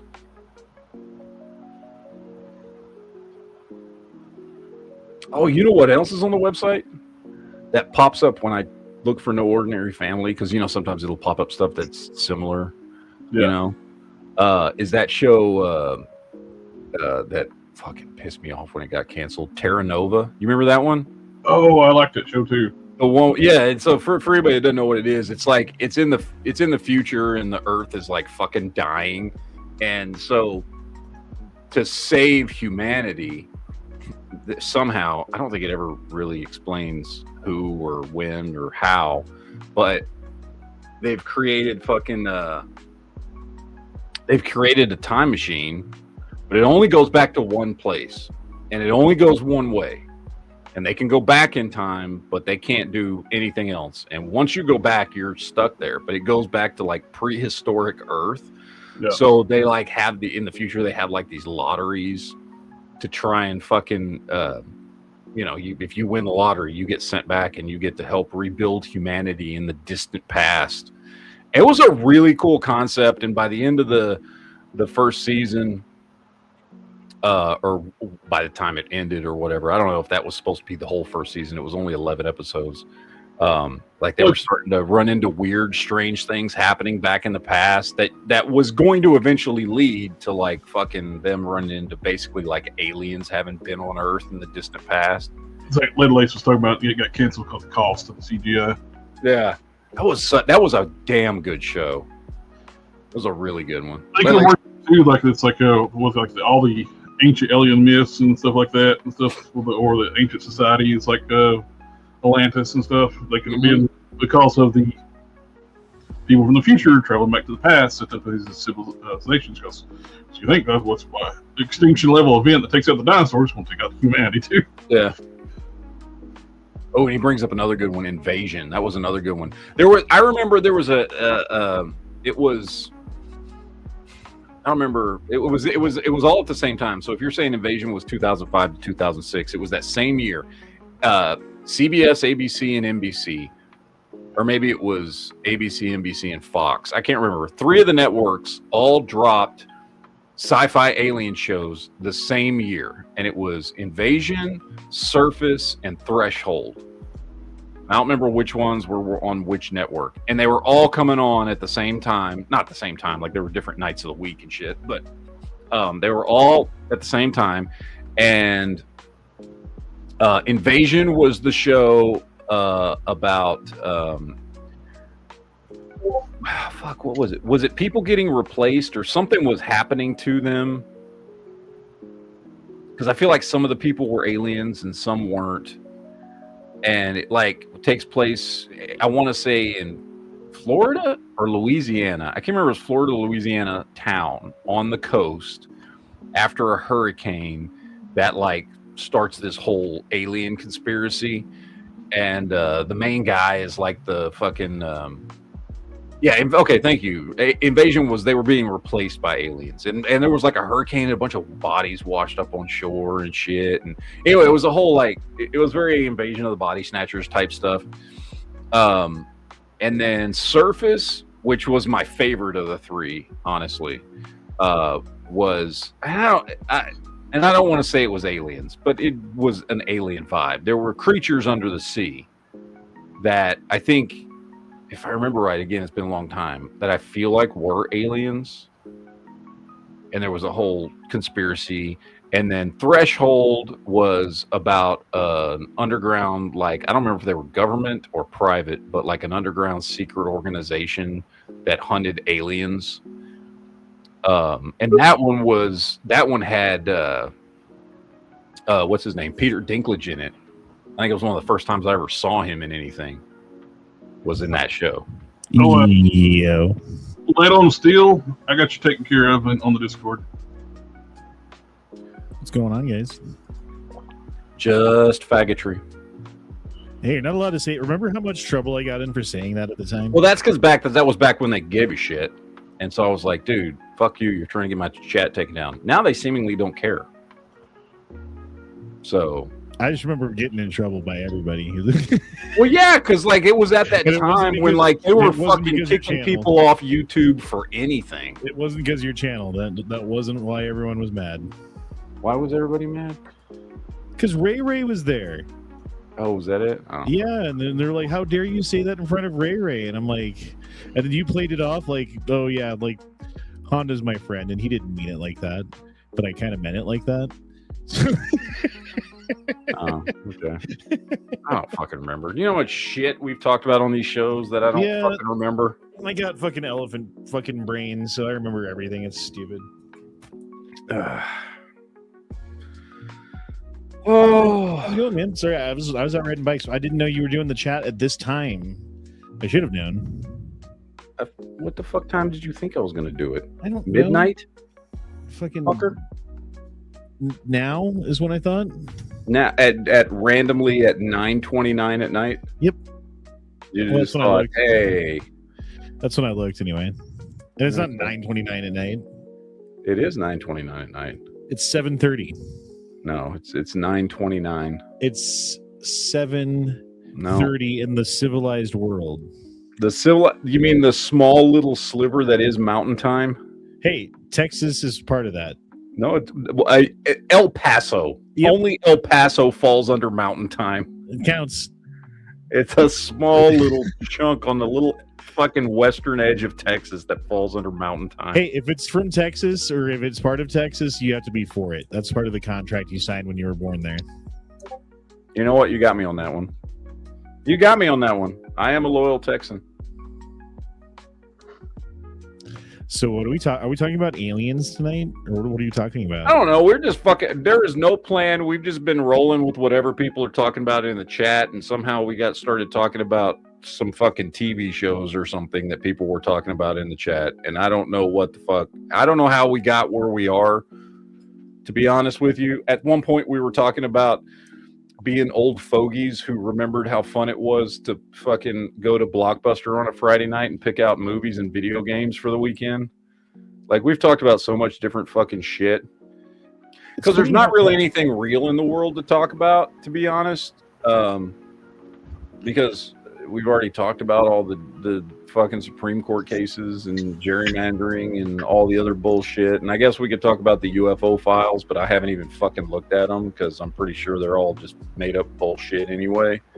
So, yeah, there's like nothing real in the world to talk about right now, unless you want to sit here and talk about gas prices are expensive, but we basically already said that. So I don't know what the fuck we're talking about. So I guess show's over. All right, everybody go Yeah, home. that's it. So, No, there's a yeah, lot. Ledley says we were getting into great times growing up. Yeah, we were talking about all kinds of shit. We were talking about the 80s, the 90s, 2000s, different shit about different eras and fucking movies and TV shows and Blockbuster, and we had a little conversation about the grocery stores in our area when we were growing up. For some fucking reason that I don't know why or how we got on that subject. Dude, when we first moved to Colorado in 1985, right? Parker, Colorado, the town that we moved to, had about 6,000, 5,000 people, something like that. And that's including like all of like the little neighborhoods that are kind of unincorporated Parker or whatever. So back then, there was one grocery store, and it was like a grocery store / gun / ammo store / bait shop, like / tackle, you know what I mean? Like they had everything there.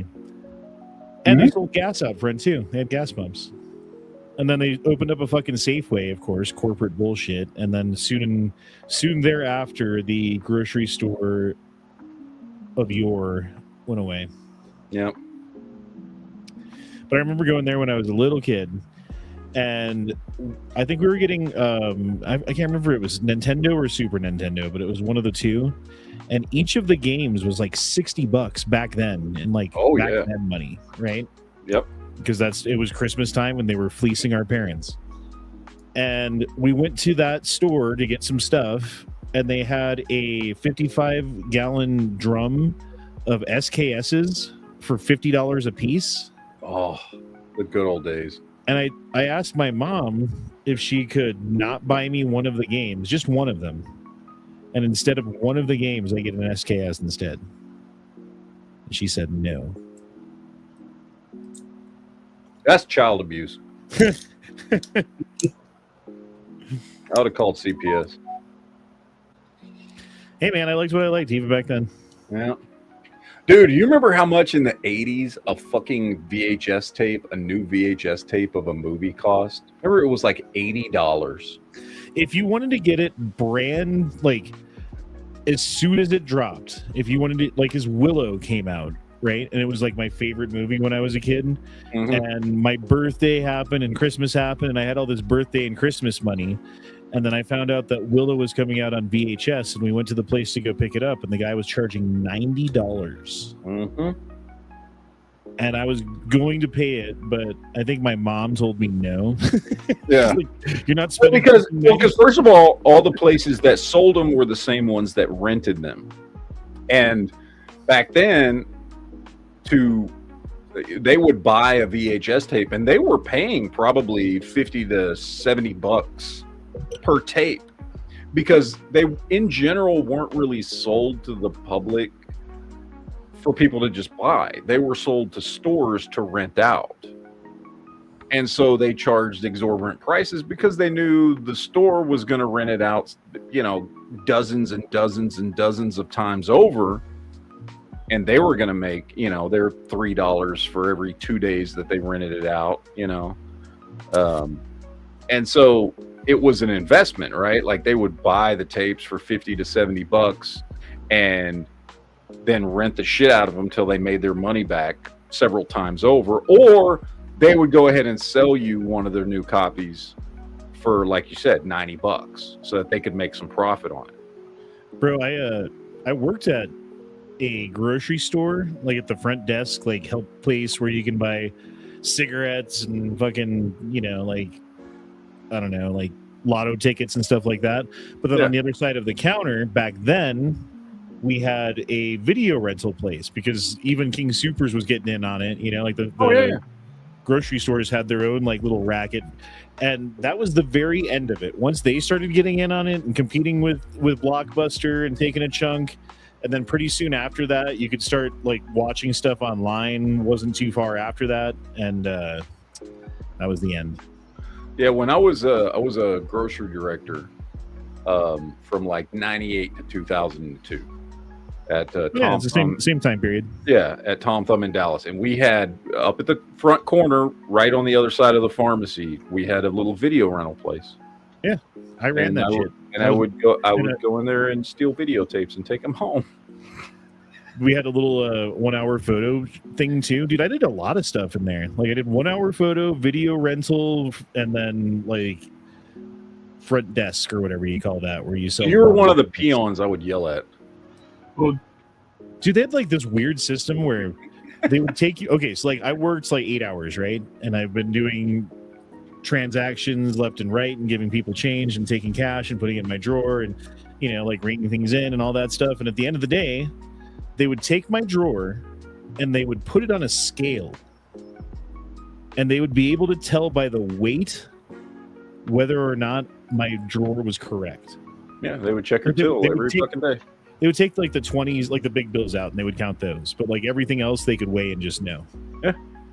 Yeah, that's how they counted tills. They would count them up. Like when I worked at Tom Thumb, because I would get called up to unlock the area where they would count the tills at the end of everybody, and they did it for every cashier.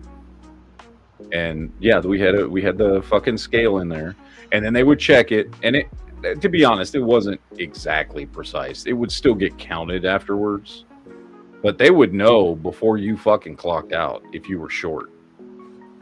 Yeah, it's kind of weird, man. It's kind of weird how they would know, like, especially I think they left the 1s and 5s in there. So I don't know how you're weighing 1s and 5s and knowing, you know? I don't remember, because I never did it. I had the keys, you know what I mean?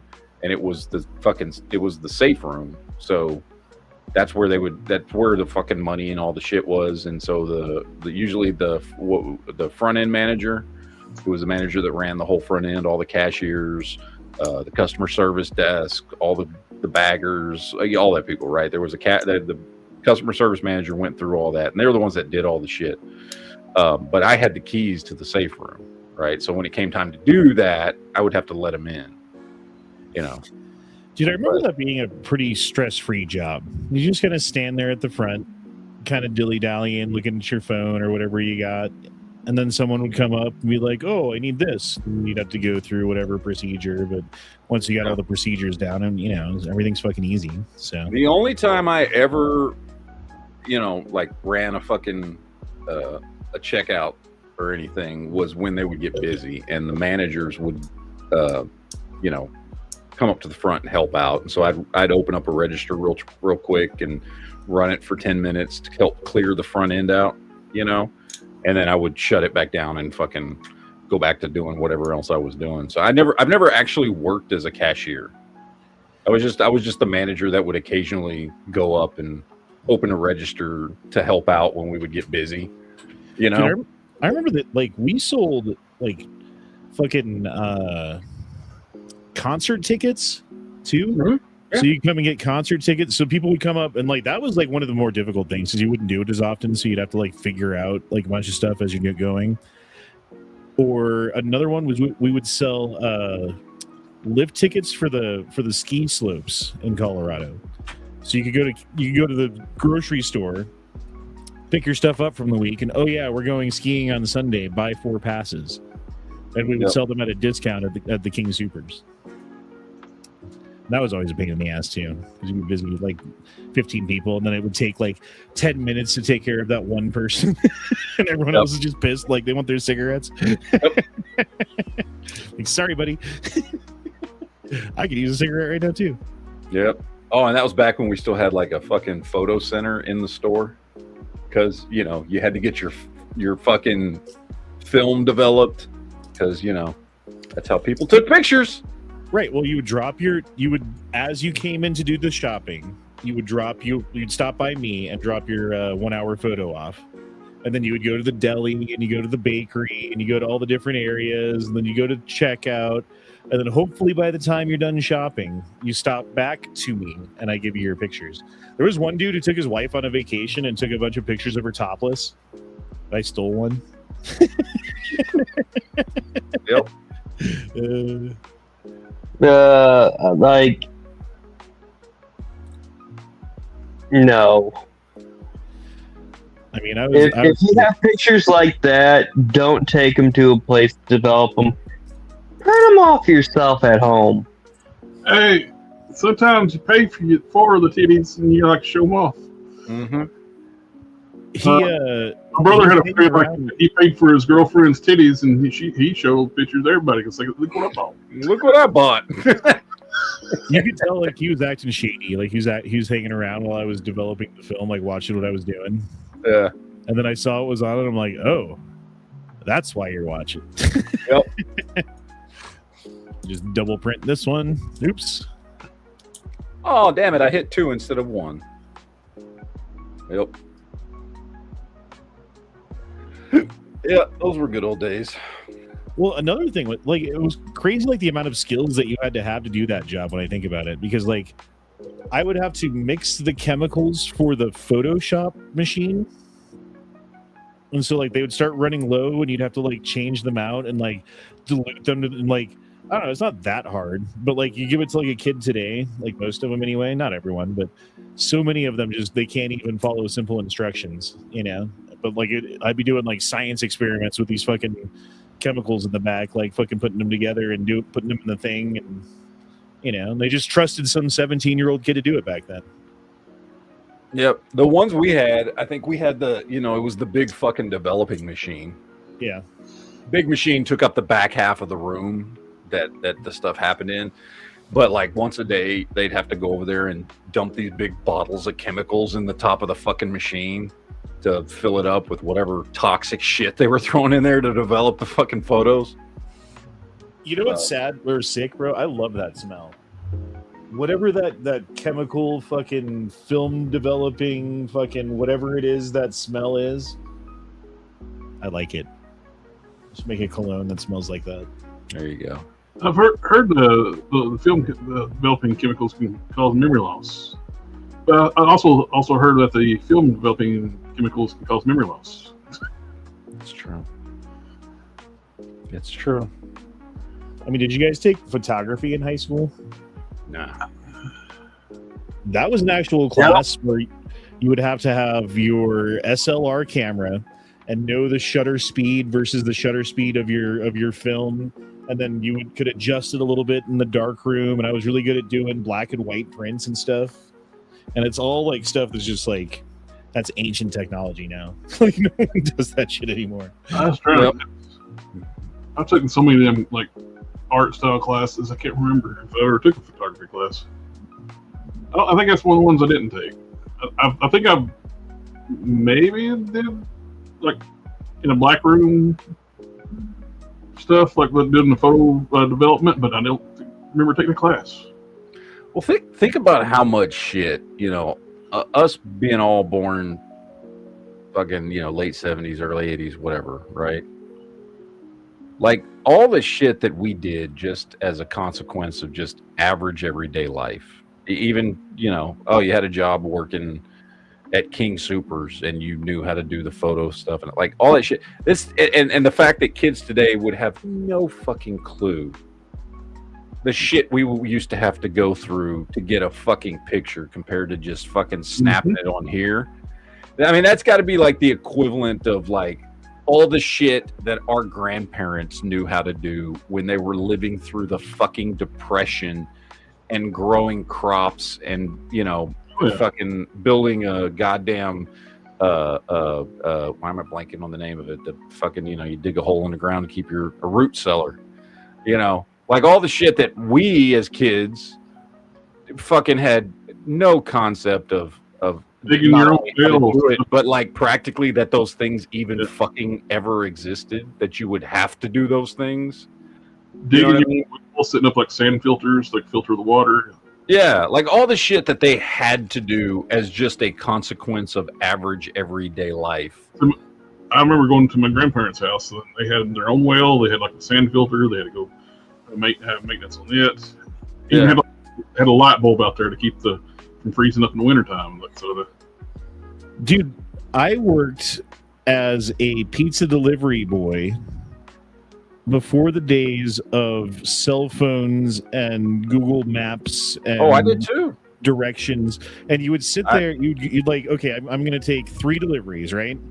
And I would plan my route, and I'd be like, okay, I'm going to like just mentally start here because I know how to get there easy. Take a left on this road, right on this road, left on this road, this address. All right, backtrack to here. Left on, and I would just like plan all this stuff out, and like inevitably at some point you'd get lost or you'd forget your directions, and you'd have to like fucking, as you're delivering one pizza, be like, bro, I don't know where the next place is. Can I use your phone real quick and call my boss to fucking figure out where I'm going? Well, because I worked for, over the course of like between like 1994 and probably early 2000s, I worked for 3 different pizza places. I worked for Domino's, Papa John's, and Little Caesars. For people that don't know, Little Caesars actually used to deliver pizza. It wasn't just a run in and grab a $7 pizza. They actually were a place very similar to Domino's. But anyway, I used to work pizza places. It used to be my favorite second job. So whenever I would need money, I'd go work for a pizza place because it was quick, easy money. I'd go in, you're working at best a 5-hour shift in, at night, because that's when it's busy, right? And then a couple shifts on the weekend, and I could pull in what at the time was good extra money on top of my day job, which was like, a few $100 extra a week, for just driving around. And I remember all the places I worked at, it basically the same fucking setup. This is our area, and they'd have a big ass fucking map on the wall in the back, and this is our it would be fucking drawn off. It'd be just a big blown up picture of whatever area of Dallas was their quote unquote area. We deliver this far west and this far east and blah blah blah blah blah. And they'd come out, and you'd go, okay, so I'm gonna go here, then I'm gonna make 2 rights and a left and go there, and then I'm gonna go there and drop that one off, and boom, I'm gonna come back. And you would just fucking haul ass and just, I think it's that street, get there as quick as you can, because you want to deliver as many as possible, because you're running, the more you delivered, the more fucking money you made. And you were just fucking humping it and just fucking drive. You've been in the car with me. You know how I drive when I want to get somewhere. I'm glad that you have a slow motorcycle. Bro, I went on a ride today with my buddy, and that's why I just got back, by the way. Sorry about that. So I ride a little crazy sometimes, not too bad. I kind of keep it mostly measured, I guess would be the word. Mm-hmm. This guy is like, he's cutting between traffic. He, like, at one point we like fucking lane split to the front, and we're sitting there at the light, and then the guy gets behind us and he's flipping us off, and he does a fucking burnout, and like, oh, it was so great, dude. It was pretty funny. I will tell you this. So you know how I drive in a car. You've been in the car with me. I drive very fast. That's just how I was always driven. I grew up, learned to drive in Dallas traffic and shit, and that's just how I fucking drive. When I am on a motorcycle, I drive completely differently. Now, I didn't when I first started riding bikes, but getting run over by a Ford Escort when I was 22 years old changed all of that. I ride bikes nice and chill. I am all the ways I am not careful in a car, I am the exact opposite on a motorcycle. I probably drive like some old fucking fuddy-duddy motherfucker on a motorcycle. I'm just on it for the fucking relaxation and just clearing my mind and just enjoying it. I am very, very, very different on a motorcycle than I am in a car, because that fucking getting run over by a goddamn car fucking slapped the shit out of me when I was young. And yeah, that'll do it. Yeah, and I have never ridden a because before that happened, dude. Yeah, I did ride a motorcycle, and even in that instance, it's not like what caused that accident was my crazy driving. You know what I mean? That was a completely separate fucking thing that happened. I wasn't even going that fast when the accident happened or anything like that, right? But yeah, that fucking, yeah, I do not. I drive motorcycles very cautiously. Not cars. Fuck cars. I'll fucking drive like a fucking crazy person. Well, I don't know, man. Like crazy times in Denver. It's like 10, 15, 20 years ago, the things that you would get in trouble for left and right. Mm-hmm. It seems like they've just got bigger fish to fry these days. And so you can kind of get away with a lot of stuff you didn't used to be able to get away with. And I think that's true in a lot of rural area, or not rural, but what's the opposite of rural? Big city. Yeah. Suburban areas in a lot of America have a higher crime rate these days. And they're dealing with like migrants and fucking drug dealers and crazy stuff. And so some guy doing little woolies on a motorcycle. Yeah, they're like, nah, I don't give a shit. And so, yeah, I like going places I'm not allowed to go. Because back in the day, you'd get in trouble for it, but now they're just like, we don't care. There's homeless people sleeping there. Yeah. Like, yeah, they're like, nah, why do we care if there's a dude on a bike? Yep. I hear you, man. So, Lele says, was the Ford Escort driver a man or a woman? It was a woman. It was a woman. Now, She was surprised in by her the fact defense, that it was not her fault either. I know I've told this story a million times on the internet, but in case you haven't heard it, I was driving to work one day in traffic, and it had been raining, so the ground was wet, and I'm on a stretch of road that's probably a mile and a half long between lights, right? So I say that to put into context. There's no reason at this area of the road I'm in to like stop or anything. It's just traffic moving forward on about a mile and a half stretch between two lights on this road. If you're from Dallas, you know Northwest Highway. It's not actually a highway, but it's just a big main road that cuts directly from west to east across the entirety of the Dallas area, right? And it was one of the quickest ways to get back and forth to where I worked. And I'm driving, the ground's wet. I'm behind a car. We're going probably 40, 45, something like that. You know, we're not going really fast. And the car in front of me, to this day, I don't know, seemingly no fucking reason, slams on his brakes. There was nothing happening in front of him. Nobody slammed on their brakes in front of him. Nobody like ran out into the road. To this day, don't know why the fuck the dude just slammed on his brakes in front of me. And I'm on a motorcycle. For anybody that's ridden a motorcycle, you know how fun trying to stop really quickly is. And of course, the ground's wet. So I, in a split second, am like, okay, do I attempt to stop, which I know given the ground conditions I cannot do, or do I just slam into the back of this dude's car? I was like, I'm gonna try and stop. So I hit the fucking brakes, and the bike, you know, I hit the brakes, so the bike's trying to slow down, but the ground's wet, so the bike keeps sliding forward. It's slowing down, but you know, not like it should. And the bike, as I'm on it, starts going down towards the right. I start going like this. And, you know, I don't know what you do at that point. My instinct, I put my foot down on the ground because I'm about to go down on the ground anyway. And if I go down just holding on to it, I'm going to go down under the fucking bike. So I put my foot down on the ground. And like I said, we're going about 45 miles an hour. And I'm trying to stop. And the bike's like, because I'm slammed on the brakes, is like skidding like that. And when I put my foot down on the ground, it kind of starts pulling me off the bike. And it does actually pull me completely off the bike as my bike starts laying down. And I slide. I was in the left-hand lane of a 3-lane road. And when I come off the bike, and like go down on my stomach, like I'm laying down on the ground. And I slide across the 3 lanes of traffic all the way over to the right lane on my stomach. And I am facing the way traffic is going.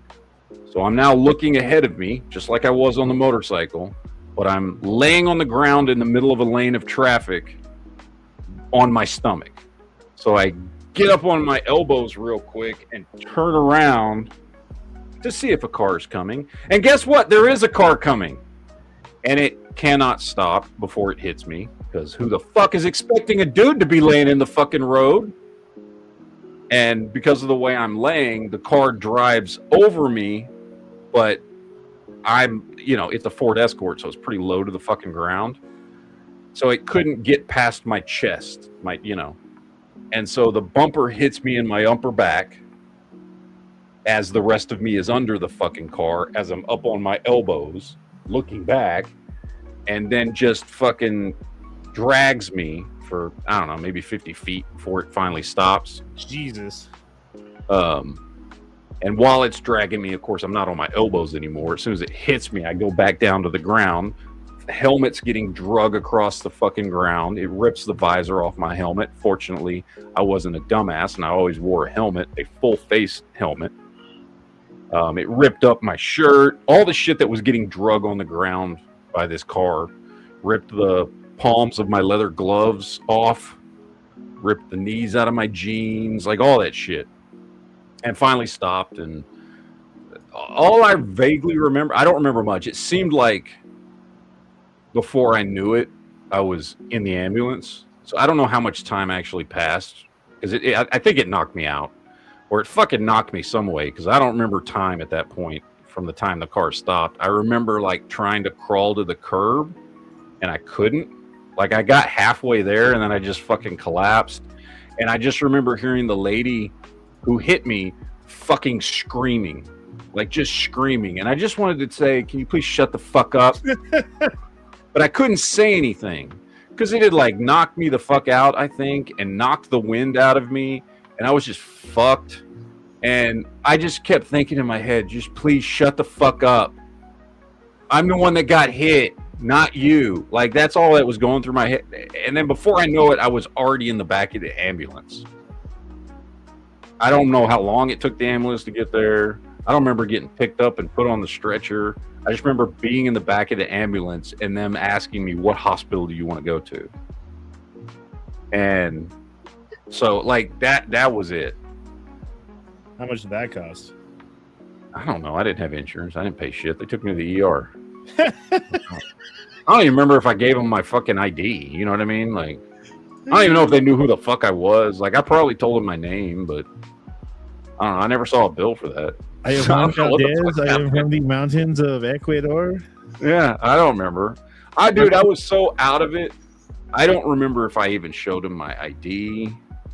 I don't remember shit. I know I never got a bill for that emergency room visit. Now, fortunately, come to find out, 20 some odd years later, I think I did break ribs and shit. But at the time, I didn't know that. And they just basically asked me how I was feeling. And I was like, I'm really sore and everything hurts. And they're like, okay. And they're like, you have some contusions and this and that, whatever else. But we think in general, you're fine. Your gear protected you, all that stuff. And I do remember for several weeks after that, my back hurt real fucking bad. And I had been told, oh yeah, it's going to hurt. You suffered a deep tissue contusions and a shocking impact and all this shit. And you're going to hurt for a few weeks. And I did hurt for a few weeks. Years later, I get checked out by a fucking physical therapist 20 something years later. And he's like, do you know you've broken 7 ribs on your back? And I'm like, really? He's like, yeah, I can feel where the ribs have healed. I'm like, oh, that's fucking lovely. So I guess I did break ribs that day, and I just didn't know it. And I just thought it was part of the pain from the contusion. They just not fucking X-ray you? No, they didn't even X-ray me. No. Wow. Well, because they said they didn't think I broke anything because they were asking me how I felt, and I was just like, I'm sore and whatever. And so I'd never had any X-rays. I didn't get any X-rays at the fucking hospital. This is why Gen X, you don't mess with them. Even back in, the doctor is like, bah.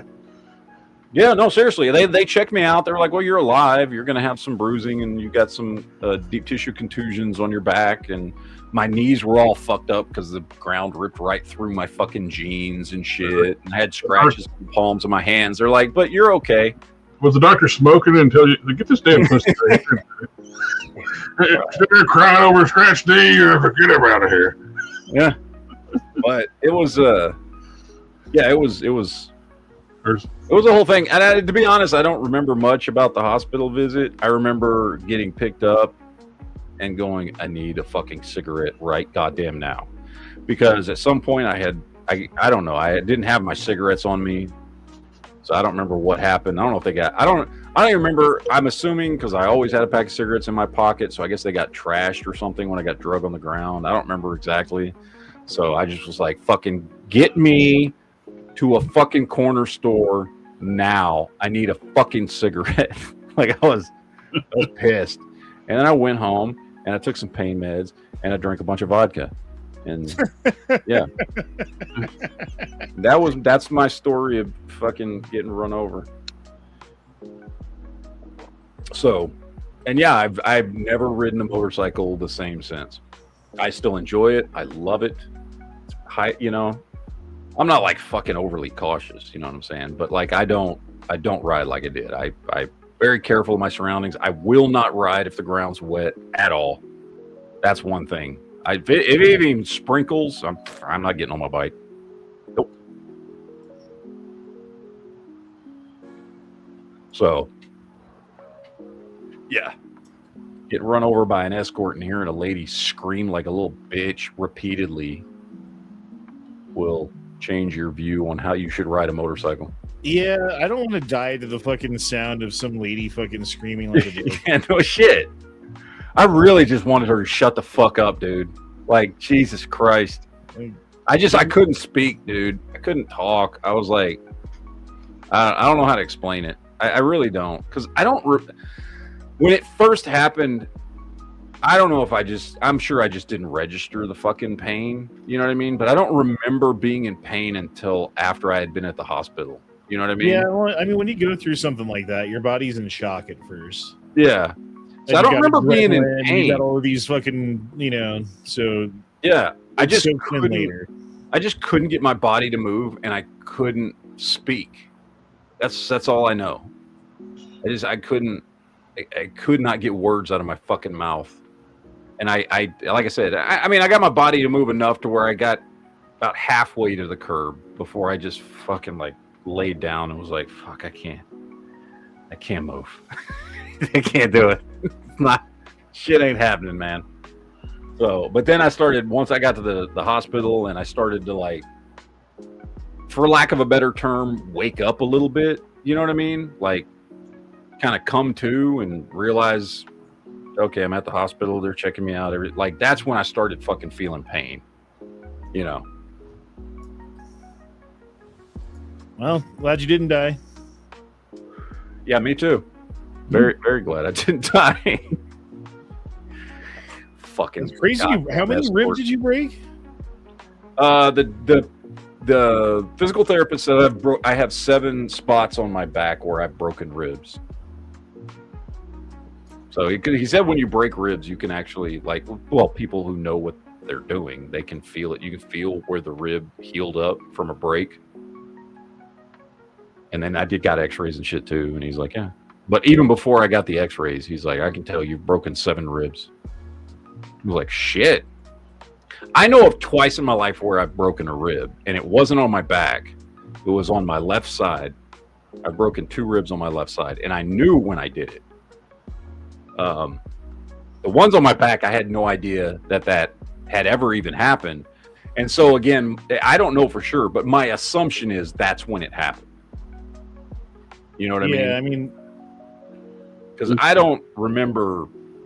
And I was in so much pain for several weeks that I wouldn't have questioned it. They told me, you've got deep tissue contusions. You're going to be in pain for weeks. You know, take ibuprofen, blah, blah, blah, blah, blah. And my answer was take lots of ibuprofen and lots of Tylenol and lots of vodka.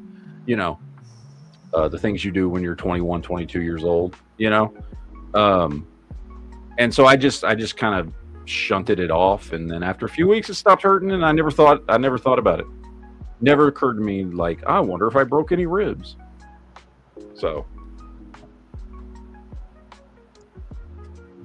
you're crazy, man. Yeah. But I did break a rib one time falling off a couch. That's about the most pathetic fucking way to break a rib. Falling off a couch. It was like, I don't know, 2 feet off the ground, and I landed just right on my left side, and I felt it, and I heard it internally. I was like, oh. How old were you when that happened? Probably about 32. Yep. I was expecting to be like early 40s. No, that was when I was like 32, 33, something like that. So it was between my 2 youngest, and one was born when I was 31 or 32, and it was after she was born, but before my other one was born when I was 36. So I've got a separated rib. Oh, I've had those too. I've got one of those right now. Yes, I mean I still have it. Like it happened when I was working out. I was doing like ab exercises, like obliques, and this machine was broken, but they didn't have it. You know, like I was using it anyway, and they didn't have it tagged out, so you couldn't use it. And like the way that the weight came on, it was kind of jerky, and it jerked, and something popped on like the lower part of my left side. And ever since then, like it's not as bad now. It's kind of like locked in, like the muscles have kind of fucking they hold it in now, you know. Yeah. But So man, there for a while, like I'd wake up in the morning and like it would move overnight and be poking out in some weird way and like hurting me. Like god damn it, dude. Yeah. No, mine is so, and I didn't know this, but because I don't know, I haven't been to a fucking anatomy class in 30 years, but you know, your very top rib that's like right under your clavicle. Yeah. It's your shortest rib, and it just goes right under your clavicle and connects to your fucking spine. Like it's only about that long, and it's just real curved. Boom, right there. That one's out of place and separated from where it's supposed to be connected to my spine. It's up like half an inch higher than it should be, so it's supposed to hook around and connect there, but it's like slightly up. And the muscle in the back of my neck on the left side has healed, compensating for it. So it's healed tight. So now the muscle itself is holding it out of place. So I'm having to do all these fucking physical therapy stretches and shit every day to stretch these neck muscles out so that that top fucking rib will eventually go back down to where it's supposed to be.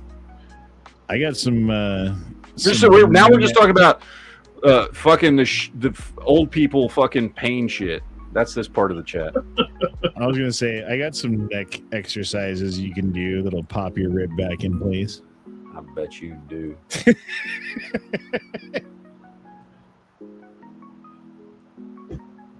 Oh, here we go. Storms are on too. Oh, user bunch of letters says vaginas make babies. You're welcome. No, they don't. Well, vaginas don't make babies. Vaginas are just the door that keeps the babies in, and then it opens to let them out into the world. It's like a slip and slide. Yeah, vaginas don't make the babies. The uterus makes the babies. I know that much.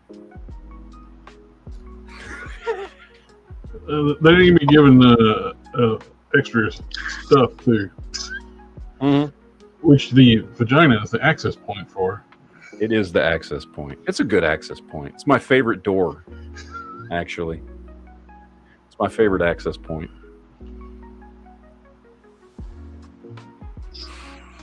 It's a very tasty access point, too. I like to lick the door.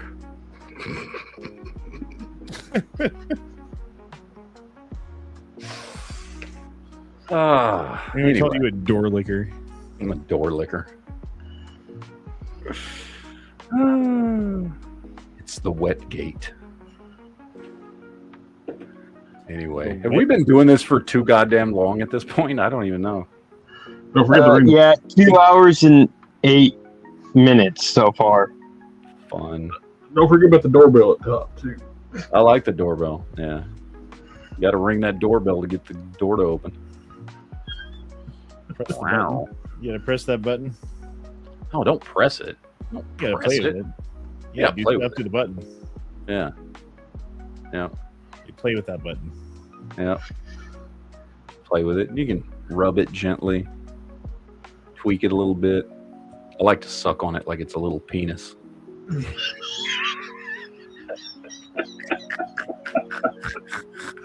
Just give a big old flick with your finger.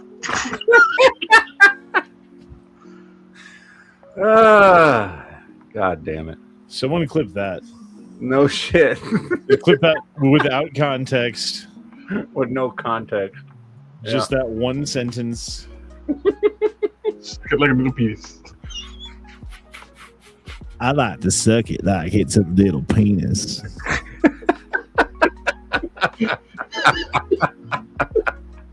That's what she said. I did say that. Well, now I said it too. Shit. Well, we're not on camera, though. It's true.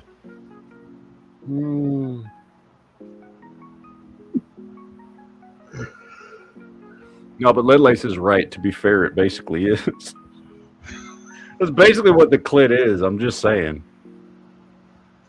When the body's forming and it goes, you know, it starts becoming one gender or another, the same parts of the body that on a male form a penis, on the female it forms the clit.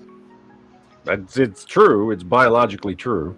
So, be careful about that new hentai virus. the hentai virus. Yeah, we've been making jokes about it already. Yeah.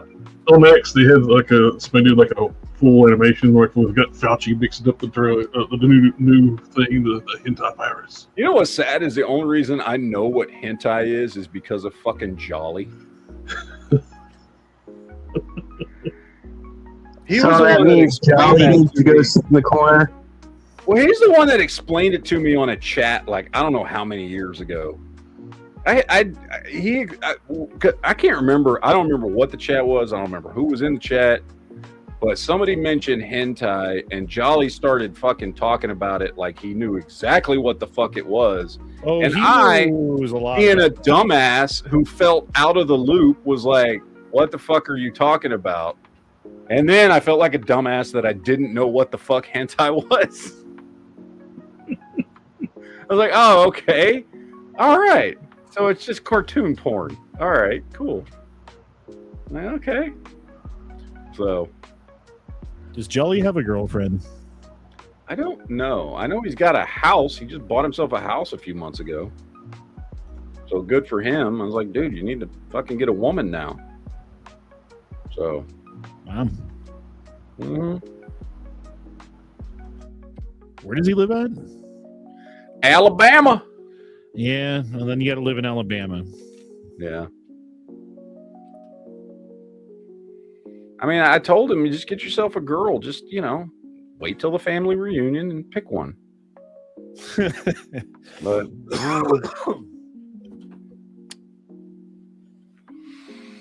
yeah, they'll get you at that family reunion. Yeah. Lele says, what if dinosaurs were actually Pokemon? Maybe they are. I don't fucking know. No. We all know dinosaurs are birds. In the world of Pokemon, you don't see any other animals. So do people eat Pokemon there? Maybe they are the only animals. Well, I think you see birds, right? Like, I think you see bird. You never see, like, dogs or cats. Do you ever see? I don't know, because I never really watched Pokemon. It was a little after my time. Dogs and cats are technically Pokemon. Because I know there's that one cat that talks, right? Like, is that supposed to be an actual cat? No, that's a Pokemon. I know, but is that what I'm saying Pokemon. is that like in the Pokemon world, is that what a cat is? Is that one of them? The cat? It's actually no. First, I don't know a lot about Pokemon or Pokemon, whatever it is, but that's Meow. Is that right? Meowth. He's actually a rare one because most of them can't talk. He can talk. Other Meowths can't. My Pokemon knowledge extends to the shit that my kids taught me, because 3 of them have been into Pokemon at various points of their childhood. and then watching that Detective Pikachu movie, which, by the way, is actually a really good movie. I like that Detective Pikachu movie. Oh, in the private chat, I sent you something. Is it a dick pic? No, it's at the anime of like the hentai virus. Oh, Jesus Christ! Fauci mixing it. It's not graphic. It's funny. Dr. Fauci's mixing up the fucking hentai virus. I gotta share that. That's fucking hilarious. That's fucking great. The delivery system's like a mixing with some waifu. Wow. I'm reposting that. That's fucking great. And I gotta post that on Facebook. It's fucking hilarious. Dr. Fauci mixing up the hentai virus. What do you have for us now? Jesus Christ. He would too. Fucking freaky ass bitch. Do you think they bioengineered ticks to release them across the country so people would get bit by the ticks and not be able to eat meat anymore, so they would buy the fake meat that Bill Gates makes? Yes. All right. 100% believe that. Yeah. They're in my area right now too, because my barber got bit by one. She can't eat beef or dairy right now. That's for the rest of your life, bud. That never goes away unless they fucking figure something out. I know Corey's got that.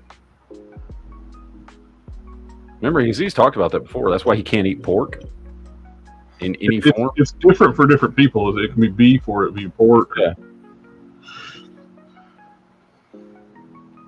So, yeah, he's talked about that before.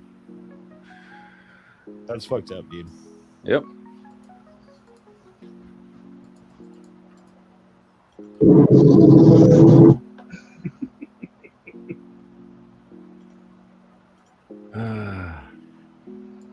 Anyway, all right, ladies and gentlemen, it's time to run this fucker into the ground because I got shit I gotta go do. My wife's been waiting. I've done 2 chats tonight, and my wife's fucking waiting to watch TV and shit with me. So, since this is like the first weekend we've both had off together in like 3 months, so I promised her after the chats we'd go hang out and stuff. So, I am going to get the fuck out of here. I will see you guys probably Monday. I think Monday. I should be able to do a chat Monday afternoon. And then, of course, Jared's got his chat tomorrow, manana. And Hunter, are you still doing chats on Tuesdays? Yeah, I missed this Tuesday. Somebody was asking me. Yeah, somebody was like, "Oh, Hunter didn't do his chat. What happened to him? Is he okay?" And I'm like, "Oh, I don't know. I think so." Yeah, I never go to the Tuesday night chat, so I don't know. So, all right, we're gonna get out of here. We'll see you fuckers later. Y'all have fun. Enjoy the rest of your weekend. Deuces, yo, shall not pee in fridge. Go, you know the thing. Shibbanamana to pressure, Batakath, care, protect the troops. Let's go, Brandon. Fuck Joe Biden, all that good shit. See, I still remembered it all. It's like riding a bike. It's like riding a bike. All right. Later, fuckers. See y'all.